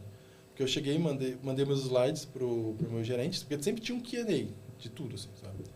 Daí ele passou pro jurídico, o juiz falou, não, tem que tirar esse slide. Eu falei, caralho, velho, eu já tava contando uns tempozinhos, né? Porque, pô, naquela época... Hoje eu pego um slide e fico falando que não retardado em inglês, hoje eu não tenho problema. Mas naquela época, a primeira, eu já tava com os slides meio contadinho, falar o mínimo possível, acompanhar os slides o mais possível. Daí eu falei, beleza, né? Vou ver o que eu consigo fazer aqui, né? Tipo, e daí, cara, no que eu entro na palestra, assim, né? Daí, não sei o quê. Quem senta no primeiro banco, assim, era a Julia Wolf. essa Julia Wolf, ela tinha apresentado na CCC lá, o menor PDF malicioso que podia existir. Eu falei, caralho, velho, essa mina, pouca pressão na minha frente se eu falar qualquer merda. Ela vai me comer vivo, né? Eu falei, cara, eu já arranquei um monte de slide, tem essa mina sendo na minha frente. Eu falei, nunca mais vou palestrar nos Estados Unidos, né? Tipo... E o idioma também, né? O idioma... Mas você já tava, naquela época você já tava com inglês eu melhor, já falava mais por causa do Spider Labs, né? Spider Labs você meio que falava inglês, sim. tinha as reuniões, tudo em inglês, então você já tava mais safo, assim. E daí, cara, daí eu dei a palestra lá, foi muito massa. E depois ela até me mostrou, eu peguei o exemplo dela, falei que a minha pesquisa pegaria o PDF dela malicioso, né? Tipo assim, os mini, assim, porque... Você fez isso na hora? Não. Ah, foi em outro depois momento. Off the record, Ah, a gente conversou. off the record. Tá. Porque assim, eu não mostrei nada específico, assim, né? Mas eu sabia que pegava, na verdade, porque eu já tinha testado, porque ela tinha postado um slide daquilo, né? E daí eu peguei e só montei ali. Porque o PDF, no final do dia, é um monte de cabeçalho com conteúdo dentro, né? Então, ele deu o leitor plota. E daí eles patentearam, cara. Daí virou uma patente, mas aí não foi específica de PDF, né? Foi uma patente mais ampla, assim, de documentos digitais, porque eles acreditavam que podia replicar aquilo para outras coisas. Daí o americano pode patentear tudo, então eles patentearam. Daí no outro ano, assim, as coisas surgem da dor, né? Eu falei, porra, daí o que acontece? O meu time, né? O meu time de pesquisa, eu recebia muito PCAP, né? E daí a gente tinha que analisar para ver o que dava para fazer de assinatura nova para o IDS, que essa o meu core, né? O PDF era diversão. O core era isso. E daí eu falava, cara, mas porra, esses PDF aqui, sei lá quantos milhões de linhas aqui, não sei o quê. Como é que eu vou saber onde que tem uma coisa maliciosa? Daí eu comecei a falar assim, pô, mas se eu escrevo, a cabeça, né, pensando, se eu escrevo uma assinatura para o Snort, eu coloco A.exe, ele detecta. Se o cara mudar para B.exe, eu não detecto. Mas a minha cabeça era assim, caralho, eu mudei 1 byte, eu não detecto mais. Cara, não é possível que não tenha. Daí eu comecei a analisar os cabeçalhos HTTP a fundo. E começar. Daí eu peguei. Daí, como eu falei que eu tinha muita habilidade pessoal do VRT, eu falei lá com o pessoal, eles me mandaram ali mais ou menos uns 4.000 PDF maliciosos. E daí eu fui no Google e comecei a fazer, baixar um monte de PDF não malicioso. Na teoria não malicioso. Mas comecei a baixar um monte de PDF. E daí o que eu consegui? Eu consegui ver que tinha discrepâncias, cara. Absurdas. Então eu consegui fazer um sisteminha de scoring, né? Não, desculpa, eu tô falando... Isso foi do PDF, né? Mas daí do PCAP eu usei a mesma ideia, né? Eu peguei ali um monte de PCAP não malicioso, e peguei os PCAP maliciosos e comecei a comparar os tráfegos. E tinha uns gap absurdos, assim. Você pegava um monte de tráfego... quando você pegava um tráfego de um browser mesmo, cara, daí você tinha lá... você tinha pelo menos de 9 a 12 cabeçalhos, você tinha ali o tamanho do user agent era maior, você tinha lá o tráfego malicioso, eu peguei ali a RFC, né? Daí você pegava a RFC lá, coisa maliciosa vinha muito RFC, o HTTP post lá, o HTTP barra lá vinha 1.0, daí nenhum browser usava mais isso. E daí eu fui fazendo, daí eu consegui também fazer essa linhagem de extrair do PCAP o que era malicioso e fazer o scoring daquilo e falar, esses aqui é o que a gente tem que olhar. Né? O score disso, cara, até assim, para dar números, né? O PDF era muito certeiro, cara. O PDF ele tinha uma taxa de falso positivo ali de menos de 1%, era muito certeiro, assim. Porque é um negócio mais trivial, assim, não trivial, né? Mas é um negócio mais simples de detectar. Mais simples de detectar. O tráfego HTTP é mais loucuragem. O tráfego HTTP a gente tinha ali mais ou menos uma taxa de acerto de 85%, 88%. Assim. Que para colocar num produto era horrível, mas para a gente achar o que a gente precisava ver se a gente tinha assinatura era lindo. Porque não tem problema vir... Você pega ali, né, de cada 10 string, vamos dizer, 1 ou 2 não era para eu ter olhado, estou no lucro, né, do que eu ter que olhar tudo, né. Mas daí eles foram lá e eu falei, cara, não é possível que ninguém pensou nisso antes. Daí eles foram lá e patentearam também. Daí virou outra patente. E, cara, eu falei, caralho, isso ninguém já parou pra ver isso, né? Assim, na minha cabeça. Porque HTTP, você pesquisa, tem muita coisa, né, cara? HTTP é mais velho. Do PDF até era mais comum, assim, né? É mais incomum, na verdade, né? E o PDF tava meio na moda, né? Porque daí tinha aquelas falhas, JPEG, decode, não sei o quê. Mas foi massa. Daí eu tive essas duas. Daí eu, no terceiro ano, falei, não, tem que fazer a terceira patente. Daí eu comecei a bloquear. Daí eu me perdi. E daí foi uma época que eu falei, não, vou parar com a parte técnica, eu vou mudar. Porque eu tava muito dedicado, assim, tava muito alucinado, assim, porque daí você começa a ter... Se você é competitivo, você 2 primeiros anos você faz uma patente cada ano, você fala assim, pô, terceiro ano tem que fazer, tem que continuar, né? E a cabeça... E pra falar com a cabeça que isso não tem sentido. Daí foi uma época que eu falei, não, vou... Daí eu conversei com o Vagnão da Conviso. E daí eu fui lá e falei, não, vou ser gerente de produto. Eu mudei totalmente, assim. Se eu não me engano, teve também uma parceria com o N-Stalker também. A Conviso comprou a N-Stalker, mas foi por 2, 3 anos atrás, não vou saber a data. Não faz muito tempo. Eles ficaram parceiros, talvez, eu não sei o histórico, assim, mas a Conviso comprou a N-Stalker em algum momento, mas foi em 2000, foi pós-pandemia. E daí eu fui ser gerente de produtos. Porra, fracasso total, velho. Errei feio, assim, cara, muito paperwork, não sei o que, não é. Não... Daí eu cheguei no Wagner e falei, cara, isso não é pra mim, cara. Não vai dar. Porque eu sou horrível nisso, assim, não tô gostando, tô me irritando e tudo mais. Foi que daí, cara, eu fui pra trabalhar na Sucuri com... Puta, lembra dessa época? O Web Application Fire. Porque, na verdade, assim, quem que era o criador da Sucuri, né? O Phil trabalhava lá já, o Magno trabalhou lá uma época na Sucuri, né? Tudo mais. Era o Daniel Cid, né? Que é o cara que criou o OSSEC.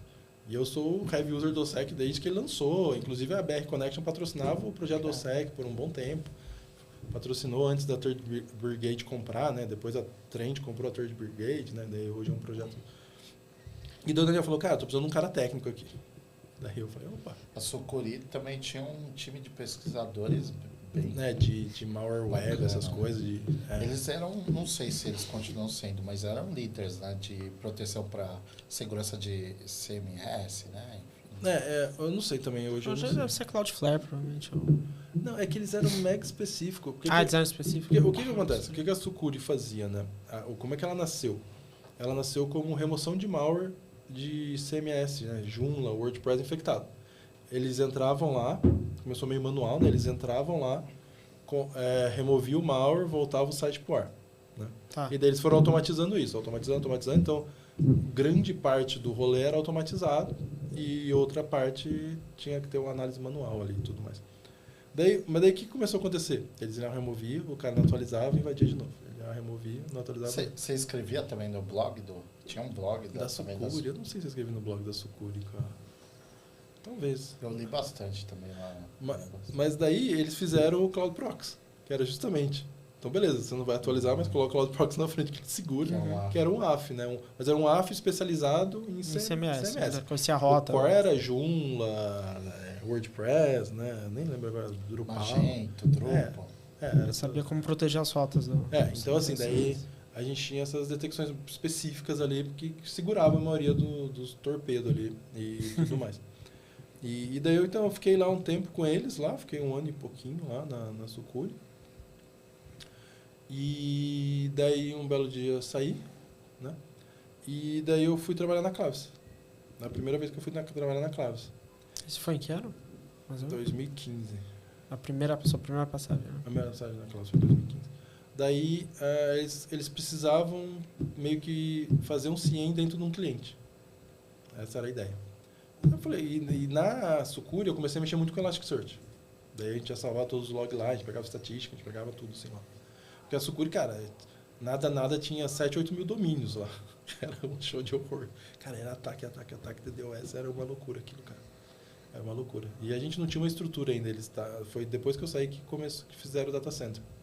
Então assim, cara, daí você tava na OV8, na Linode, daí eles mandam sua máquina para dev nu, sai do ar.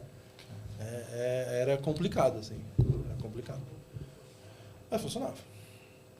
E tanto que eles foram comprados pela GoDaddy aí, sei lá, não sei quando eles foram comprados, mas teve aquisição em algum momento. Não sei se antes da pandemia ou pós-pandemia. E daí eu fui para a Claves. Daí a gente começou a fazer um CIEM em cima do Elasticsearch. Que naquela época era meio novidade, né? Não tinha o Elastic CIEM, não tinha... já tem mais features. Né? Hoje existe o Elastic CIEM, né? Mas naquela época a própria Elastic ela era só um NoSQL lá para armazenar um monte de, sei lá. Daí a gente usava para guardar dados. Daí a gente colocou dentro dessa empresa e começou, cara, virou um monstro lá dentro. Cara, que daí a gente já tava recebendo os coisas de billing, não sei o quê, detecção de fraude. Cara, era massa pra caramba. E tudo mais. E daí a gente... Acabou que depois de 2 anos, né, eu saí de lá. Porque eu queria seguir um caminho, mais produto, e eles estavam meio interessados em ficar só ali, naquele momento, né? E daí eu falei, cara, não é muito meu caminho. E daí eu falei assim, não, daí tinha um amigo meu que trabalhava na NEL, lá em Floripa, ele falou, cara, você não quer vir trabalhar na NEL? Você vai montar um time de segurança. Daí você vai lá e cria esse time. Daí eu falei, não, beleza, bora. Né? Daí eu aceitei, né? Primeiro emprego que eu tive lá em Floripa mesmo, desde que eu me lembro, dei pra lá no final de 2011. E daí eu comecei a criar o time lá. Cara, a gente começou a criar o time, foi massa. Daí também já tinha o Thiago Natel lá, que era dev, mas ele era muito segurança e tudo mais. Tinha o Monad, né? Não sei se você conheceu o Monad. O Monad também fez até um kernel level rootkit, né? Ele tem... O Monad é bom pra caralho, assim. Daí era eu, o Monad, ele e o Fernando, né? Que tava lá já. Daí a gente começou a montar o time ali. Começamos a tomar as ações, tinha bastante apoio lá e tudo mais. Daí eu fiquei lá 1 ano e meio, mais ou menos. Mas aí, cara, muito parado. Falei, cara, eu sou muito agitado por isso aqui, sabe? Assim, era muito legal, era um ambiente muito tranquilo. Pô, a empresa legal pra caramba, uma empresa super moderna. Mas eu falei, cara, não é minha vibe, sabe? Assim, eu sou um cara mais agitado, eu preciso de ter um negócio mais paulado, assim. Eu tenho um negócio mais me incomodando, assim. Daí, nisso, o Sandro me chamou pra trabalhar na Pura. Daí eu fui trabalhar na Pura. Daí a gente chegou lá, a gente refez o Boitatá, que é o Boitatá NG hoje. Né? Que você pegar a Axur e o Boitatá NG, acho que são as 2 maiores soluções de segurança do mercado Brasil aqui, né? América Latina, não sei, mas... CTI. CTI. E a gente fez, cara, pô, o produto ficou do caramba. O produto é do caramba hoje, né? Hoje tá em sei lá quantos clientes, aí tá mais de 100 clientes. E daí eu fiquei essa época ali, daí... Você desenvolveu o produto junto com... Cara, é que na verdade eu entrei lá, eu tava fazendo... Cara, era meio loucuragem, assim, mas eu fazia, tipo, venda, ajudava a fazer a parte de pesquisa, tentava fazer umas coisas off the road ali, porque, cara, a Pura era bem pequenininha naquela época, em tamanho de gente, assim. Cara, tinha um flat em São Paulo que virou quase minha casa, porque eu ficava lá toda semana, assim. Era... Tipo uma startup mesmo, assim, né? Tava corrido o negócio, assim. E tava me cansando muito, assim, porque não queria ficar em São Paulo, né? Pô, sou de Floripa, né? Saí de São Paulo justamente porque... Pra evitar a loucura. E daí chegou uma hora que eu falei, cara, eu tô cansadão, assim. E o que aconteceu? Daí o Sierra tava fundando uma startup de nuvem, em 2019. Sim. Ele falou, cara, você não quer vir trabalhar? Acho que você vai se dar bem aqui, tal. Daí eu falei assim, tá, mas não sei nada de nuvem. Eu não sabia nem habilitar MFA, cara. Daí ele falou, não, vou te dar tempo pra estudar. Ele era de CTI antes. O Sierra? Não, o Sierra, ele... assim, acho que sim, né? Na verdade, sim. Ele é um sócio da Cypher, né? Daí ele vendeu a Cypher, né? Daí depois eles fundaram a Needle, que daí tinha essa parte, eu acho, mais... A Cypher pra ProSeguro ou foi atrás? Não, foi antes. Foi antes? Eu acho que foi antes. Eu acho que ele tava antes. Cara, não vou saber exato. Mas... Que eu lembro que ele palestrava de CTI também antes. Daí na parte da Needle ele fazia muita correlação, não sei exatamente o que a Needle fazia as falas, que eu vou explicar agora, não sei.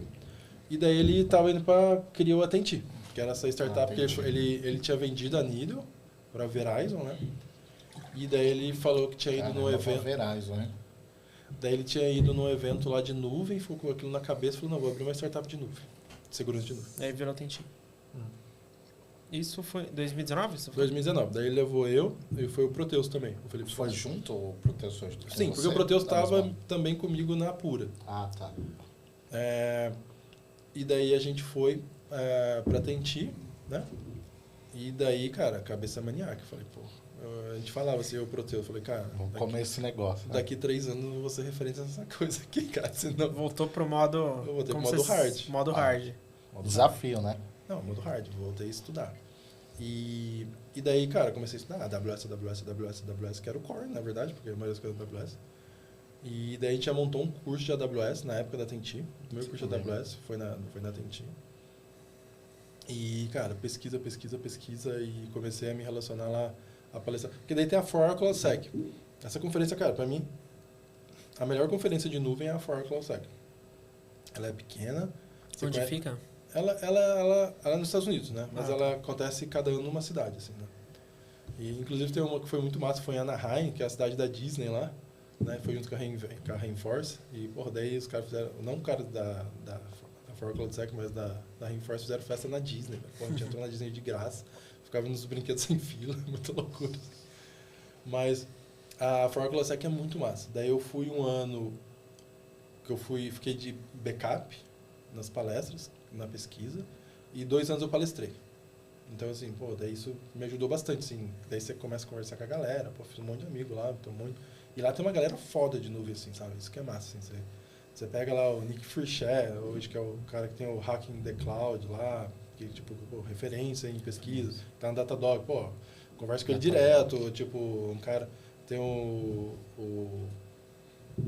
caramba, o McCarthy, o Remy McCarthy, também que é um cara da Wiz hoje, pô, também troco muita figurinha com ele.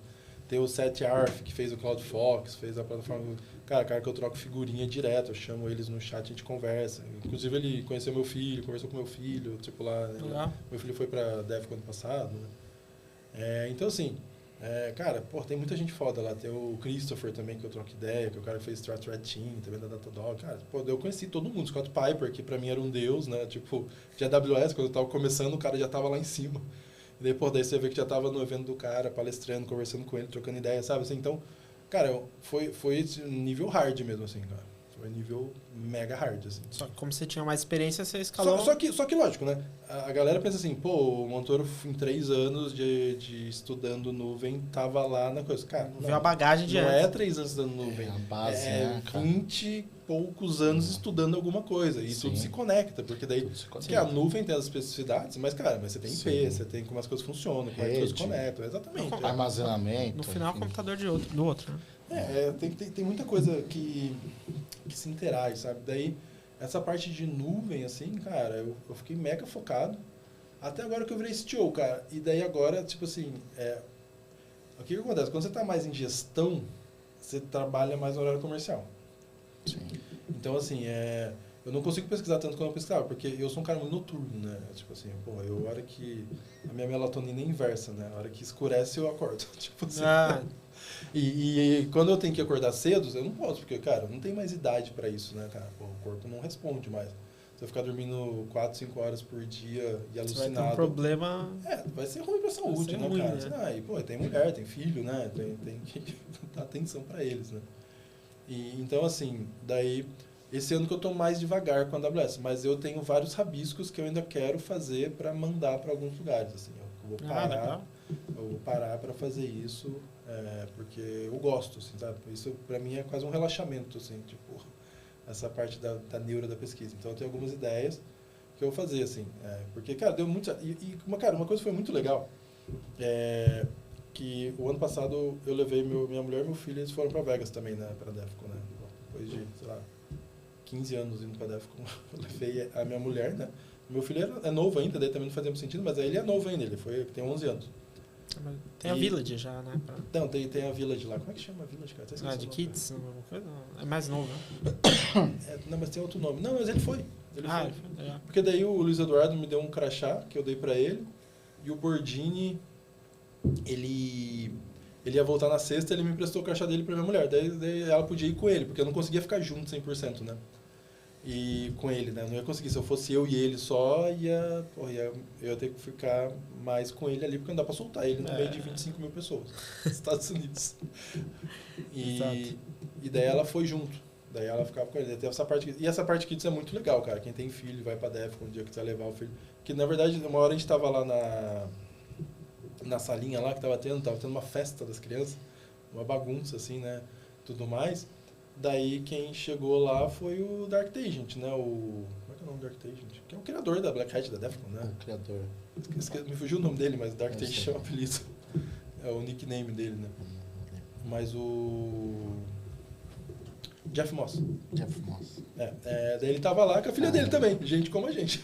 Tá ligado? Tipo, a filha dele lá alucinando junto com o meu, assim, daí tava o filho do NetTrap também, né? Do Rafael Granha, tava lá também. Mas daí foi massa. O que aconteceu? Daí eu queria que eles assistissem a minha palestra, né? O meu filho, especialmente, né? Daí eu falei, porra, vai colocar minha palestra domingo, a última talk. Eu falei, porra, não vai ter ninguém, porque domingo já muita gente foi embora, né? Sim. Não sei o quê. E daí até eu encontrei o Christopher, não sei o quê. Daí eu falei assim, não, eles deixam o melhor por último, né? Tipo assim, daí eu falei, não, eles estão só zoando, né? Cara, daí foi engraçado, daí tava até o Marcão, que é um cliente nosso da Pra Valer, tava lá, né? E daí ele pegou, né? E tava conversando com ele, daí ele falou, não, vou lá fazer um negócio. Daí ele falou que a hora que ele voltou, ele não conseguiu entrar, que a sala lotou. Caramba. E daí eu falei, caralho, a sala lotadaça, velho. Eu falei, que massa, velho. Isso é tipo assim, sabe? É aquele reconhecimento que você fala assim, caralho, seu trabalho é visto, assim, sabe? Assim, não é nem questão de ego, assim, é aquela questão, porra, você se dedica pra caramba. Feliz, né? Não, é que você se dedica pra caramba, você vê que a galera tá lá te reconhecendo No isso. domingo, Num domingo, último dia, um último brasileiro palestrando na Cloud Village lá da Defcon e tudo mais, assim. Daí foi muito massa, assim, a sala lotada, assim, lotada, não cabia ninguém, eles fecharam, não podia entrar mais gente. E, tipo, tinha uns amigos brasileiros, tinha uns amigos gringos lá também. Foi bem massa, assim. Eu ia falar, antes de você falar, a gente tá em fevereiro, né? Fevereiro de 2026. Vai ter a Upsides Floripa, você vai estar lá? Eu vou palestrar. Vai palestrar? Vou palestrar. Se quiser falar pro pessoal também na palestra também. Ah, massa. No dia 25/4, né, a gente vai ter a Upsides Floripa pela primeira vez, né? Teremos várias palestras interessantes, que eu não vou lembrar os títulos delas, mas teremos a minha também, logicamente eu vou estar falando de nuvem, né? Legal. Mas vai ser uma palestra legal, assim, que eu vou falar. Eu não sei exatamente como que eu vou falar o que eu vou falar, assim, mas eu quero entender o público ali. Tem um tempinho ainda. Tem tempo. Quem tá organizando, você sabe? A Upsides Floripa? Cara, eu sei que, assim, eu não sei quem é o todo mundo, assim, né? Os principais organizadores. Mas assim, quem eu falo mais, eu vejo também mega envolvido é o Humberto Júnior, né? E o Lailton. Legal. Eles eu sei que eles são envolvidos porque eles falaram comigo, assim. Mas deve ter mais gente ali envolvida ali que eu... Com certeza. Eu não me envolvo porque, cara, eu viajo muito, eu não consigo dedicar tempo. E se eu chegar lá, tiver que dedicar tempo no final de semana, vai dar bem em casa. Então, Rodrigão, o que você considera de componente da AWS que tem mais superfície de ataque? Você fala, cara, esse componente vai direto nele porque tem gap pra caramba de segurança. É que, se você pegar a AWS no geral, tem coisas que são facilmente traqueáveis e coisas que nem são tão traqueáveis, né? Então, assim, até a gente estava discutindo isso, né, de superfície de ataque da AWS. Até estava conversando com o Darley, que é o diretor de serviços, esses dias. E eu falei, cara, se você pegar o Prowler da vida, se você for lá e pesquisar, ele tem até uma parte que... Tem uma categoria nos checks que chama Internet Facing. Ou Internet Exposure, sei lá, um dos dois. Internet Exposure, alguma coisa do gênero. Não, mas você entendeu onde eu quero chegar. E daí, cara, tem ali mais ou menos 113 checks. Dos 600, acho que tem 600 hoje no Prowler. Então, assim, daí o que tem lá? Cara, você tem desde uma AMI pública, um snapshot público de RDS, um snapshot público numa VM. Você pode ter uma máquina com IP público, você pode ter um Lambda que está público. Só que assim, o que acontece? Algumas coisas você pode chegar nelas mais fácil. Tipo assim, se você tem um IP público, você sair escaneando o range da AWS, você vai bater lá em algum momento. Agora, se você tem um Lambda público, você descobrir a URL ali que é formada, que é random e tudo mais, é um pouquinho mais difícil, né? E tem alguns outros serviços também que geram essas coisas random, né? Então, assim, a superfície de ataque na AWS ela é um negócio amplo, mas algumas coisas são muito fáceis de aparecer, né? Se você deixar um EBS público, um snapshot de RDS público, você não precisa nem ter conta na AWS. Você vai lá, você roda o comandinho lá, AWS, describe snapshots, e vai aparecer todos os snapshots que estão públicos, né? Tem até uma pesquisa legal, que foi um cara que fez em 2019, acho, chama... Calma que o índice aqui às vezes demora para buscar. Ele está indexando. Mas é alguma coisa Morris, Ben Morris, o nome do cara. Ele palestrou na Defcon em 2019.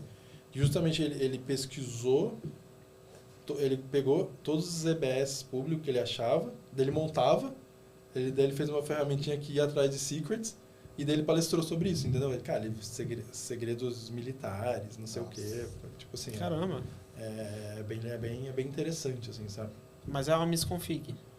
É uma misconfig. Você deixa público lá e, por default, é fechado. Daí você vai lá e habilita, né? Alguém tem que ir lá e fazer o negócio. Daí você pega a instância, é muito fácil de achar porque tem os IPs e tudo mais. Então, assim, a superfície, a questão mais hoje para mim não é nem o que está exposto, né? Porque às vezes, assim, um RDS está público, né? Mas tem que ter a senha ainda. Né? Então, assim, ele não necessariamente te gera um problema diretamente. Mas a questão é que sempre vai ter a combinação, com esse monte de info-stealer que tem. E o coisa público, daí cara, a gente teve caso lá de resposta a incidente que foi justamente por isso. Potencializa. Né? Que vazou a senha e estava aberto. Se tivesse fechado, daí não dá match, né? Então, assim, tem coisas que são mais triviais e coisas... Mas, assim, acho que é mais fácil ser invadido porque ou vazou, o que acontece muito, né? Você tem cross-account com parceiros, né? Você tem dar credenciais para parceiros, vazar isso, ou vazar uma chave da conta que tem acesso à sua conta, sabe? Que é o third party, assim, sim, do que eu acho que necessariamente o cara achar a sua coisa e ter um acesso. Lógico, um bucket público é um problema imediato. Um EBS, um snapshot de RDS público é um problema imediato. Por quê? A pessoa tem acesso imediato ao problema. Vai listar e vai listar, vai pegar e vai abrir, entendeu? Todos os dados estão lá, é público, né? Mas tem a maioria dessas coisas públicas é aquela que a gente fala, né? A segunda fase é uma cadeia de ataque. Você tem que ter primeiro uma informação, uma senha ou alguma outro tipo, sei lá como que acessa de repente alguma coisa e tudo mais. Então o que acontece muito é o vazamento da chave, né?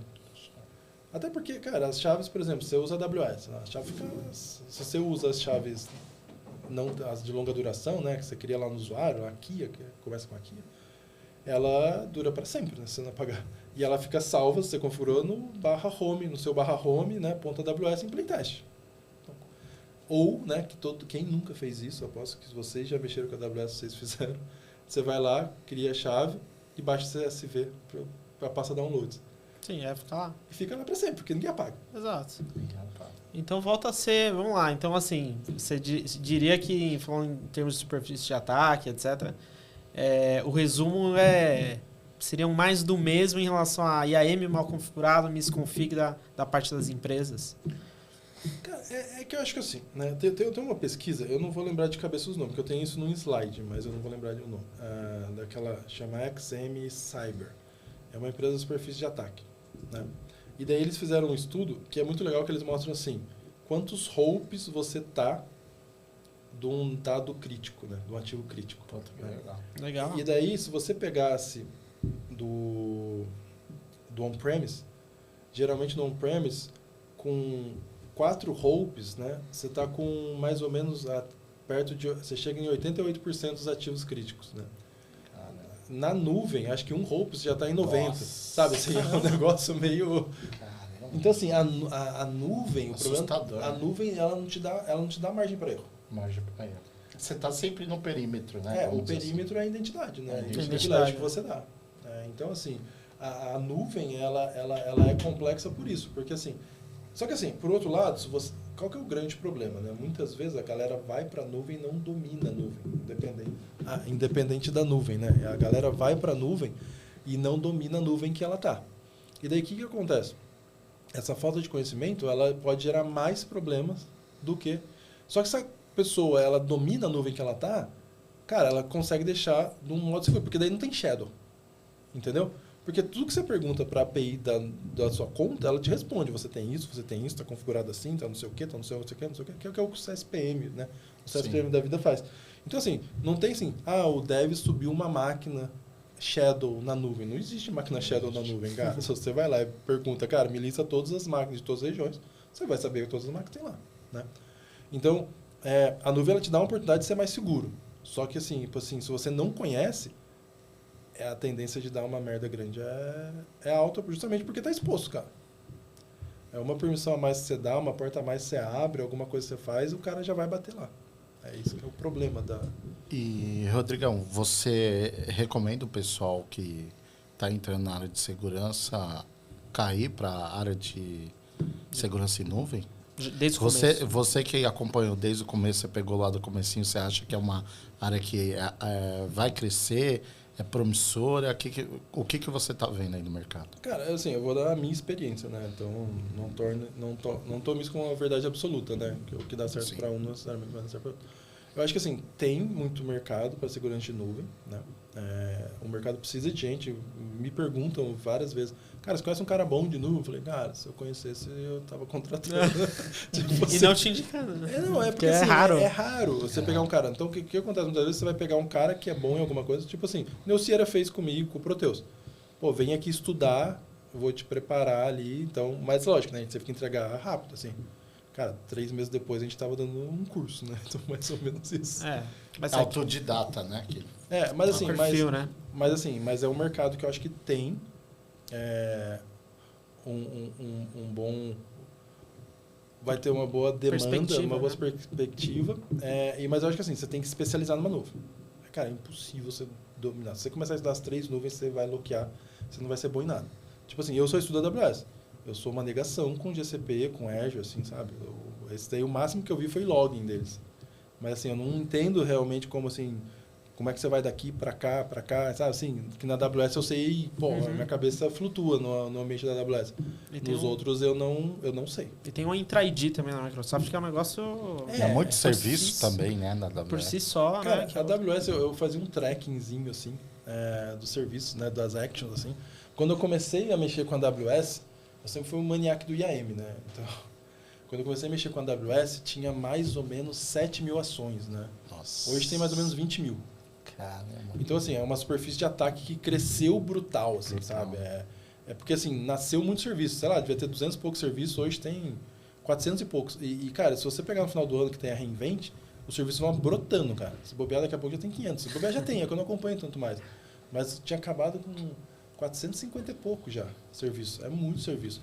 E às vezes esse serviço, tem 2 mundos nesse serviço. Daí que eu acho legal, assim, como pesquisador. Cara, tem serviço que ninguém nunca parou para olhar. Entendeu? Então, assim, ele é seguro, ele pode ser vetor de ataque, ele pode ter isso. Cara, talvez ninguém saiba a resposta. Porque ninguém parou para observar, entendeu? Então, assim, e cresce as oportunidades. Mas isso, para quem é da defesa, vai aumentando os perfis de ataque. Por quê? Porque você pega a sua conta da AWS, por default você pode usar todo o serviço. Daí se vai um retardado que descobriu que dá para fazer uma persistência no serviço XPTO que você nem usa, mas você também não monitora, daí ele vai lá, coloca persistência, você vai ficar lá, cara. Você nunca vai ver o que aconteceu, entendeu? Porque está habilitado, o serviço está habilitado. E, Montoro, tinha uma pesquisa que falava assim, né, para o CISOs, né, para o gerente de segurança ou para os CTOs, perguntava o seguinte, né, qual razão você está indo para a AWS? E muita gente respondia que estava indo para a AWS para ficar mais segura. Não só para a AWS, né, mas para as outras nuvens de cloud, para ficar mais seguro. E aí a gente tinha um gap também de entendimento da responsabilidade compartilhada, né, da questão da nuvem. Você vê que é uma questão já superada, pelo menos aqui no Brasil, ou não? Você ainda vê muito frequente isso aí? Não, é zero superado. Eu até participei uma vez de um roadshow da Vivo, né? E, cara, foi em várias cidades, né? Fortaleza, Salvador, a gente rodou lá. E tinha um disso aí, que eles faziam essa pesquisa, né? Por que você quer ir para a nuvem, né? Que quem patrocinava lá na época era a Microsoft, né? O evento deles.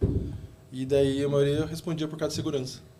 Daí eu falo assim, cara, a nuvem ela pode ser mais segura. Justamente pelo que eu falei. Por quê? Porque você tem menos shadow IT, você consegue saber tudo como é que tá configurado, você tem controle de tudo. Mas se você não sabe como é que você pergunta, como é que você chega, como é que você descobre isso, como é que você monitora, como é que você arruma, você tá num mundo que você tem todos os seus problemas antigos, porque você tem código rodando lá, você tem instância, você tem que cuidar de patch, você tem que cuidar de código, você tem que cuidar de um monte de coisa. E esses problemas novos que essa falta de conhecimento te proporciona. Então, assim, a nuvem ela pode ser mais segura. Eu acho que a nuvem, se você for escolher assim, cara, você tem on-premise, loucuragem lá, com um monte de máquina, VM, não sei o que, você tem a nuvem. Se você domina os dois, é mais fácil deixar a nuvem redonda do que propriamente a on-premise, na minha concepção. Tá? Sim. Mas, assim, se você me der um GCP, eu já não sei se eu consigo fazer isso tão rapidamente. Eu ia ter que parar para estudar, ver o que acontece e tudo mais. Mas, assim, a nuvem ser mais segura, cara, é só se você tiver um time que domine a nuvem, na minha concepção.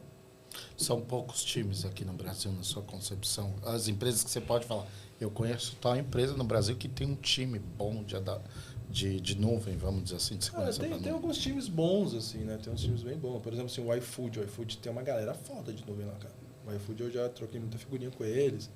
Já fui lá, o time do iFood, por exemplo, é um time que tem uma galera muito boa de nuvem.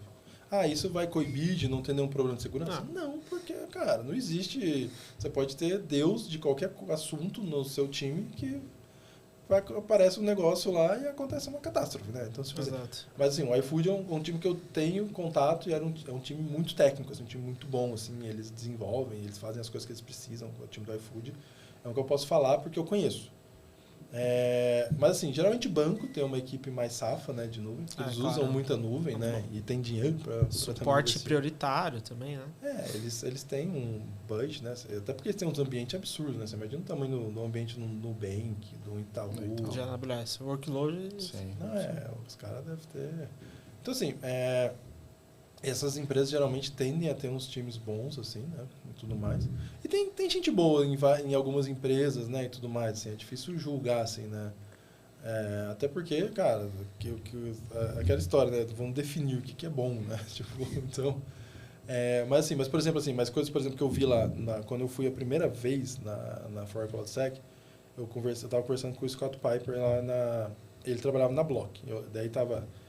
Cara, no time da Block tinha um time de segurança AWS, tinha um time de segurança Azure, um time de segurança GCP e um time de segurança Kubernetes.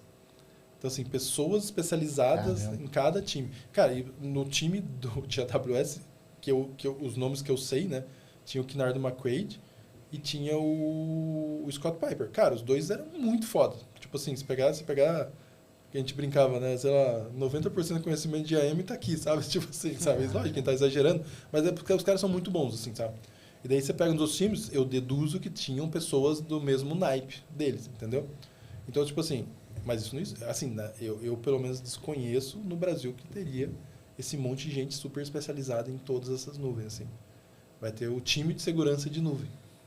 Ô, Rodrigão, e agora com a inteligência artificial, a nuvem fica mais segura ou menos segura?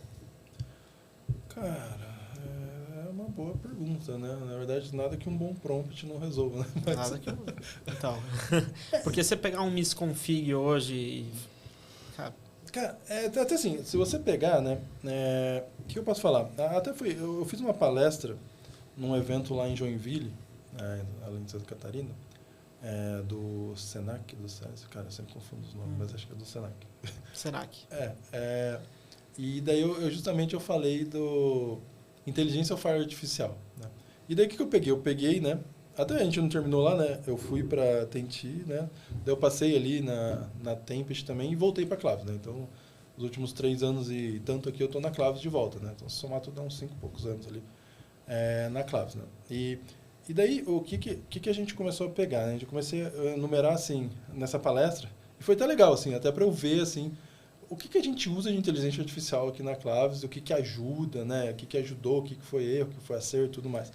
E daí, assim, a gente tem vários processos que a gente colocou IA, que, tipo assim, que uma das primeiras batalhas que a gente tinha ali era, tipo assim, cara, pensa assim, você não precisa pegar o IA e ele resolver 100% do seu problema. Vamos dizer, você gasta 100 horas para fazer isso, o IA te dá 20 horas, já tá massa. Daí depois a gente vê outra coisa para ganhar mais 20. Até assim, e se ele ganhar, ele nunca resolver 100%, mas você gastar 40 horas numa coisa e ganhar 100, ele já ajudou pra caralho. Então, tipo assim, a cabeça das pessoas muitas vezes é assim, eu tenho que resolver o BO 100%. Eu acho que esse é o primeiro erro que as pessoas usam. Acho que a IA ela tá aqui para te ajudar, né? Ela é tipo um amplificador do... Vai escalar, né? É tipo assim, você tá cansado, o que você vai fazer? Vou tomar um energético. O energético não vai te deixar mais inteligente, ele vai te dar um boom pra você fazer talvez o negócio que você não ia conseguir porque você tá cansado, sabe? Assim, então assim, eu acho que ele é tipo, é um esteroide ali, né? Ele vai te ajudar a ganhar tempo. Então assim, a gente daí eu comecei a mapear ali, a gente usou para isso, a gente usou para aquilo e tudo mais. Então assim, cara, e a gente teve ganhos de tempo assim absurdos assim, em algumas coisas. Coisa que a gente demorava 40 horas, você está fazendo em 3, 4, sabe? Mas, assim, nada 100% sem ainda o humano, para os nossos casos. Sem direcionar. Daí a gente também usa, a gente tem o OTAI, né? O OTAI, ele surgiu na nossa ferramenta de gestão de vulnerabilidades.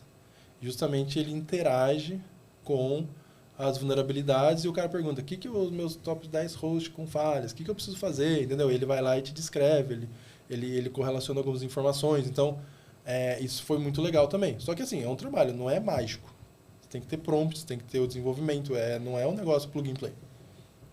Porque senão alucina, né? Tudo mais. Daí a gente pegou esse OTA e falou assim, vamos colocar ele para responder os tickets para ver o que acontece. Mas em todos. A gente queria analisar todos os tickets. Daí o que acontece? Cara, o custo. Viável. A gente fez uma primeira conta, que a gente recebe muito evento. Assim. A gente fez uma primeira conta, se a gente colocasse todos os nossos eventos ali nu e cru, né? Sem correlação, sem enriquecimento, sem nada, cara, ia dar mais ou menos 7, 8 mil dólares por dia. Então, tipo assim, desafio ainda de nesse modus operandi não funcionava. Daí, o que a gente fez? Cara, é que assim, o que eu quero chegar é que a gente fez o arroz com feijão. Cara, você tem machine learning, você tem enriquecimento padrão, você tem coisa estática. Você não precisa colocar o IA para fazer tudo. Porque o IA para fazer tudo, ele é meio que inviável ainda, financeiramente falando. Né? E talvez vai ficar mais inviável, né? Porque hoje eles falam que as empresas operam cobrando menos do que deveriam, né? Elas atuam no prejuízo. Para poder ganhar mercado. Ganhar mercado. Então, tipo assim, se realmente elas cobrarem, que já é caro, né? Vamos chamar assim, na hora que elas colocarem. Então, assim, daí a gente tem um projeto lá que é o OTA Analytics que a gente está fazendo. Cara, é muito legal.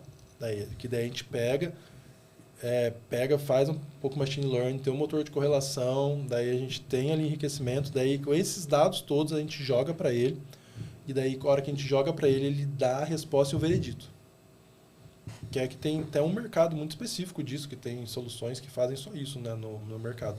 Que são esses AI agent, né, de SOC, né, SOC Analyst. E a gente conseguiu fazer, que ficou muito massa, cara. Tipo assim, o resultado tá muito legal, assim. Hoje já vai com o veredito, né, então assim, um analista... Só que daí a gente está na fase da confidência, né, como é que é? Confiança, não sei. Que, tipo assim...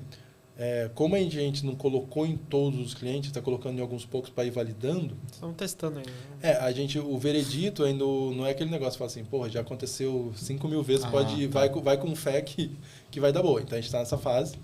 Mas o analista ele já lê e tudo mais. Então, assim, uma coisa que a gente reparou, assim, coisa que o analista demorava em média ali 15 minutos num ticket, esses tickets que estão com esses enriquecimentos bem feitos ali e tudo mais, ele está demorando ali 5. Caramba. Já tá vindo mais mastigado pro cara. Porque já vem ali um veredito, já vem uma pré-análise, um storytelling, depois mitigações, entendeu? Então, assim, o cara bate o olho e ele sabe, realmente tá certo. Então isso acelera o... Não, acelera. E a tendência é que essas coisas repetitivas, ele já... Que nem eu falei, é um processo, né? Porque assim, que nem eu falei, tem vários processos antes que não é IA, né? E daí que ele pega esse processo e ele já fecha o ticket. Para essas coisas morosas morrerem ali na raiz, né? Porque eu vou abrir um ticket para analista se eu sei com sabedoria que isso aqui é um falso positivo. Né? Uhum. E daí ele vai dando ali, dá assim, cara, isso aqui talvez seja, preciso do analista, então a gente tem essas classificações ali. E isso é muito legal, cara. Isso é uma coisa que tá crescendo assim bastante. Como é no meu time, eu gosto pra caramba, né? Eu me sinto vivo, assim, mesmo sendo as pessoas fazendo, eu acompanho semanalmente ali, né? Eu acompanho bastante a parte de pesquisa. E isso é um negócio legal, assim, né?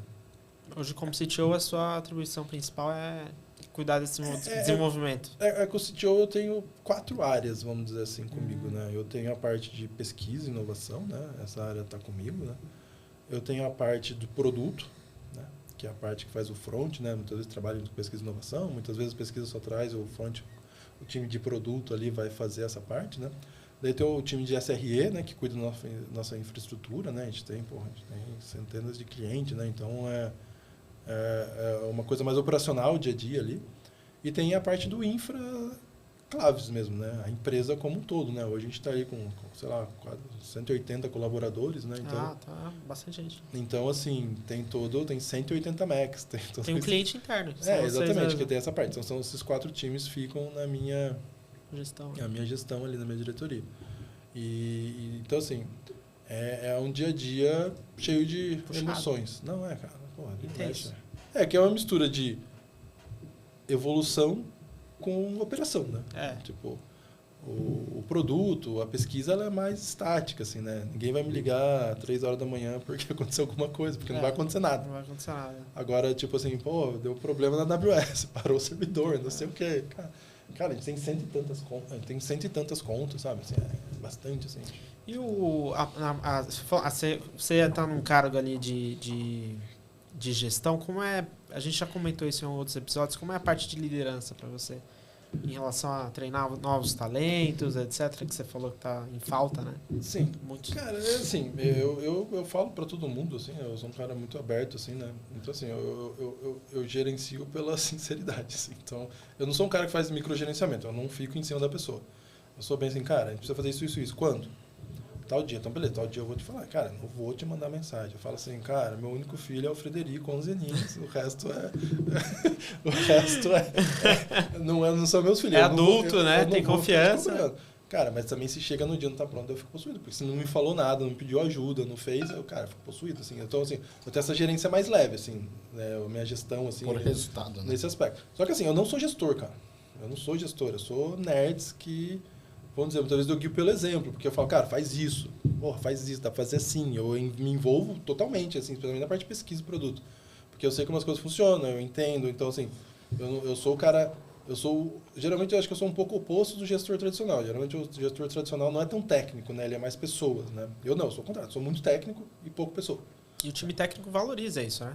Cara, eu já recebi feedbacks interessantes, assim, né? Que o pessoal gosta, porque eu vou pelo exemplo, assim, sabe? Então, assim, eu sei o que eu tô falando, eu não vou inventar uma moda, tipo assim... Mas, assim, eu não sou gestor, não sei se eu quero ser um dia. Não sei se eu quero ser esse gestor tradicional um dia, porque eu acho que não tem essa vibe. Eu gosto de me envolver no técnico ainda, assim, eu não gosto de... É mais fácil voltar a ser só técnico, talvez eu ser só gestor. Se eu fosse... Entendi. Fosse escolher, né? Se eu fosse escolher, assim, Mas, assim, é um desafio, né, cara? Gestão é um negócio. Eu demorei muito para ir para gestão. Pô, eu tô com 45 anos, como vou dizer. É que, na verdade, eles foram me preparando em etapas, né? Quando eu voltei para Claves, eu atuava em todos os times, mas eu era meio que o... Tipo, eu gosto do Beetlejuice, sabe? O fantasma se diverte. Você fala 3 vezes o meu nome, falar 3 vezes Montoro, eu apareço, né? Tipo, então, assim... Era mais ou menos eu ali. Porque eu tava com o time de serviço, eu tava com o time de pentest, eu tava com o time... de soccer, eu tava com todos os times, sabe? Daí eles me deram, depois de um ano ali, me deram só o time de pesquisa. Daí eu fiquei com o time de pesquisa. Daí a gente estruturou o time ali e tudo mais, mas eram só 11 pessoas, né? Então, tipo assim, eram poucas pessoas. Não eram poucas, porque 11 pessoas já se tornam uma coisa. Bom, agora tem 50, pelo menos, sabe? Assim. E daí foi um processo também, não me jogaram agora se vira aí com esse monte de gente. Não, assim. foi um passo a passo ali. Ô, Rodrigão, e se você pudesse definir os medianos dos excepcionais? Porque você foi um cara excepcional. Você foi um pesquisador que teve foco, levou muita palestra para vários eventos, patente. Você foi um cara brilhante. O que você diria para a nova juventude aí, para a molecada que está começando, entrando agora na área de segurança, se você pudesse deixar um conselho? Você trabalhou em várias empresas aí de renome, fez muita coisa legal, né? Muita coisa bacana. O que você diria para o pessoal? Assim, eu converso bastante com o meu time, assim, né? E tem umas pessoas que estão lá que falam que estão lá porque, vamos dizer, gostam do jeito que eu penso, do jeito que eu falo, algumas coisas que E eu falo assim, cara, eu acho que assim, quando você está no começo de carreira, você tem que trabalhar em lugares que você vai crescer. E eu acho que essa galera mais nova, eles estão muito correndo atrás de salário. Cara, entra aqui, ganha 1.000, daí 6 meses depois alguém te oferece 1.500, você muda, depois alguém te oferece, sei lá, mais 1.500, você muda. E daí o que acontece? Você fica um cara que correu muito atrás de salário, mas não correu atrás de conhecimento, de criar alguma coisa excepcional, entendeu? De ter uma história para contar. Então, assim, eu falo isso muito com o time, assim. E eu até falo muito com os caras do time, eu falo assim, cara, se você quiser trabalhar em outro lugar, me fala. Tipo assim, cara, eu conheço a maioria das pessoas, eu posso te indicar, né? Tipo assim, só que tipo assim, cara, cria a sua base, né? Então assim, a base ela é entre você estudar bastante as coisas que ninguém quer estudar, né? Pô, estudar sistema operacional, estudar protocolos, né? Entender como as coisas funcionam, validar, fazer laboratório, sabe? E tudo mais.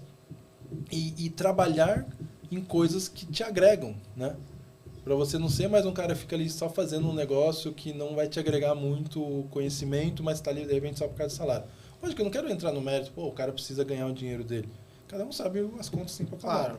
Mas assim, a maioria das pessoas que está começando, elas não têm contas para pagar. Vamos dizer assim, pô, você está começando, na teoria, pô, você não tem filho, geralmente você não é casado. Então, assim, você tem o tempo de... Se você tiver um pouco de paciência, você vai crescer. E daí depois você vai escolher onde você vai trabalhar. Então, assim, o que eu acho que a galera tem que pensar e networking. Cara, você pode ser o melhor cara do mundo, mas se você... Não é visto. Se você não é visto, você não é lembrado. Se você fica enfurnado dentro de casa, se você não vai para evento, cara, tem que aparecer, cara. Infelizmente tem que aparecer. Não tem jeito de você ser lembrado, Cara, eu não gosto de palestrar. Cara, tem outras formas também. Você pode criar um blog post, você pode escrever, você pode... Que nem eu escrevia lá do meu jeito, que nem você falou, os blog posts. Eu falava muito de comando, eu ficava no canal. Cara, uma coisa que eu fiz, cara, pra você ver o nível hallucinator que às vezes eu tinha, na Infexame tinha um fórum de Linux. Tipo assim, como eu tinha muito tempo livre em alguns estágios, que não acontecia nada, eu pegava naquele fórum de Infexame e falava, cara, eu tenho que responder todas. E eu ia atrás das respostas que o cara perguntava, respondia, porque eu tinha que... Algumas eu sabia, logicamente. Responder. O que eu pegava seu era de fórum, né? Tudo. Então, tipo assim, alguns eu sabia de responder de cabeça, o que eu não sabia eu ia pesquisar. E você aprendia com o erro do... Eu aprendia com a dúvida dos outros. A dúvida dos outros, né? Exato, cara, eu fiz muito isso. E tem um cara que chama Sylvester Piltorak, o cara, ele era da ilha, ele era de Belém, da ilha de Marajó, e ele tinha um servidor de Linux lá, e eu ajudei tanto ele nesse fórum, que ele me contratou pra ficar cuidando do servidor dele. E, cara, eu fiquei por muito tempo cuidando do servidor dele, cara. Tipo assim, remotão total, assim. Bacana. Eu fui conhecer ele, cara, ele veio pra São Paulo uma vez, desde que eu vi ele pessoalmente a primeira vez na vida, assim. Tipo assim, tem o... Porra, cara, às vezes me foge os nomes, cara. O Pedro, que era da comunidade dos Norte Brasil. Por exemplo, cara, eu ajudei ele pra caralho. Eu nunca fiz TCC, que eu não me formei, né? Não façam isso, mas... Você não se formou? Não, se você entrar na faculdade, não para, fala que depois você volta porque não volta. Né? Porque, cara, o mundo me consumiu e acabou. Né? Mas assim, daí eu nunca fiz TCC no final. Só que daí esse Pedro, eu ajudei ele no TCC dele pra caralho. Tanto tem lá a menção do TCC dele meu, que ele fez sobre IDS e tudo mais. Cara, eu fui conhecer ele no MindTheSec esse tempo atrás, tipo, 15 anos depois, sabe assim, tipo...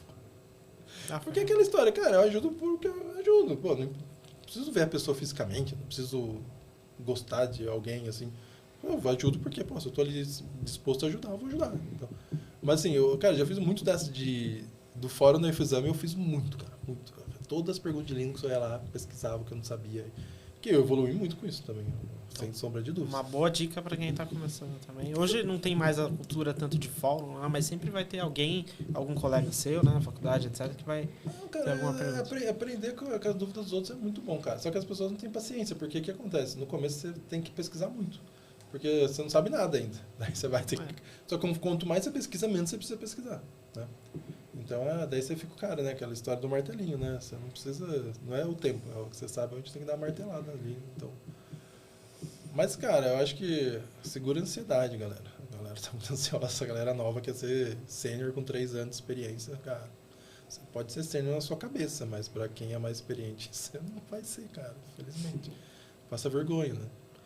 E a gente costuma dar esse recado no final do episódio, né? Pro pessoal que tá assistindo. Tem muita gente que tá começando, né? Então, não, a dica principal também é não pular etapas, né? Você diria. Cara, é isso, né? Eu acho que tudo... É tipo, cara, eu gosto das analogias, né? Tipo assim, 9 mulheres não faz um filho em um mês, sabe? Tipo assim... então você verdade. Tem que esperar o fluxo e vai acontecer, cara. Se você trabalhar certinho, estudar, fazer a sua parte, ser uma pessoa honesta, né? Não ficar... Ser um cara sincero, cara, vai acontecer, cara. Só que as coisas não acontecem na hora que você quer. Vai acontecer no tempo Conforme que tiver que ser, cara. É isso aí. Porra, Show. vamos finalizar? Pode finalizar, A gente Aldão. até estendeu, Rodrigão, mas obrigado pela Não, sua foi paciência. muito top. Valeu, Rodrigão. Obrigado Valeu. pela presença. Obrigado. Valeu, gente. Obrigado pelo convite aí. Valeu. E você quer deixar algum recado sobre a Claves, algum evento, alguma mensagem? Cara, a gente está sempre contratando, né? Isso Se quiser, ó, recrutamento é aqui, ó. É ali, ó. a gente está sempre contratando a galera. A gente também vai começar uma sequência de blog posts ali, né? Tudo mais.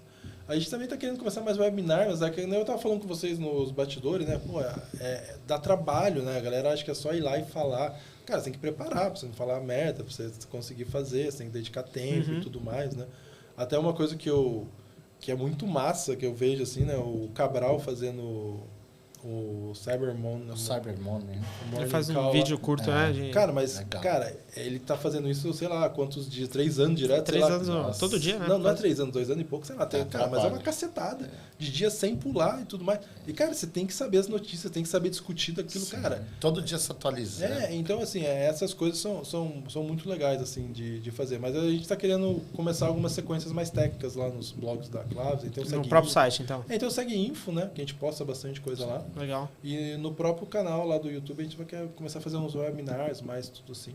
Top demais. mais. No próprio site da Claves. Então. Exato, Então, E lógico, né? Se precisar de algum serviço, não sei se posso falar isso aqui. pode, claro. Pode. Se você precisar de algum serviço de segurança e tudo mais, entra lá, Claves.com.br, e que você vai ver tudo, que eu não vou falar tudo aqui, senão vai estender demais. Mas, cara, a gente é uma empresa que tá crescendo aí no modus de tentar ser uma empresa que investe em pesquisa também e tudo mais, porque a maioria das empresas é serviço e consultoria, né? Então, a gente, vamos dizer, uma das poucas, vamos falar assim, né, que tem hoje pessoas dedicadas à pesquisa, tá tentando criar produto e tudo mais. Então, é um desafio aqui no Brasil fazer isso, né? Até porque a hora que você tenta sair daqui, você tem aquele... Já está rotulado, né? No Brasil ninguém faz nada, né? Você quer ir para fora, sempre é um desafio. Mas tem que tentar, né? Só tem sorte quem tenta, né? É isso. Sim. Então, valeu, pessoal. Obrigado por esse episódio e até mais. Valeu, pessoal. Valeu. Tchau, tchau. Galera.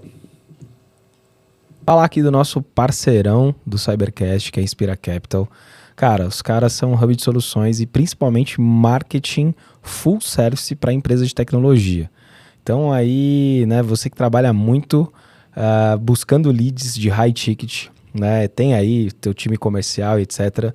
E precisa, né, montar uma estratégia, ter um time especializado para marketing digital, e aí tráfego pago, SEO, várias estratégias de marketing, automatizações, enfim, ajudando o teu time comercial a performar muito mais. Esses são os caras, especialistas para empresas tech. Justamente o diferencial deles é traduzir todo o teu escopo técnico para traduzir isso para uma mensagem de venda e fazer o teu negócio vender mais. A gente super indica esses caras. E a QD7 também, cara, baita parceiro, uma empresa de serviços de cibersegurança. Então, cara, com certeza dentro de casa, sozinho, a gente não faz tudo, né? Então, a gente precisa ter um parceiro de confiança para nos ajudar, seja preventivamente ou em alguma atividade. Então, assim, é muito importante ter uma empresa parceira que conhece muito de infraestrutura. Então, o grande diferencial da QD7, além de fazer parte do grupo WZTech, com mais de 20 anos de atuação nas maiores empresas do Brasil e do mundo, cara, é o background deles de infraestrutura. Então, quando eles unem esse background de infraestrutura com cyber, cara, é uma solução completa que com certeza ajuda e é um diferencial para o teu projeto, um diferencial para a tua segurança.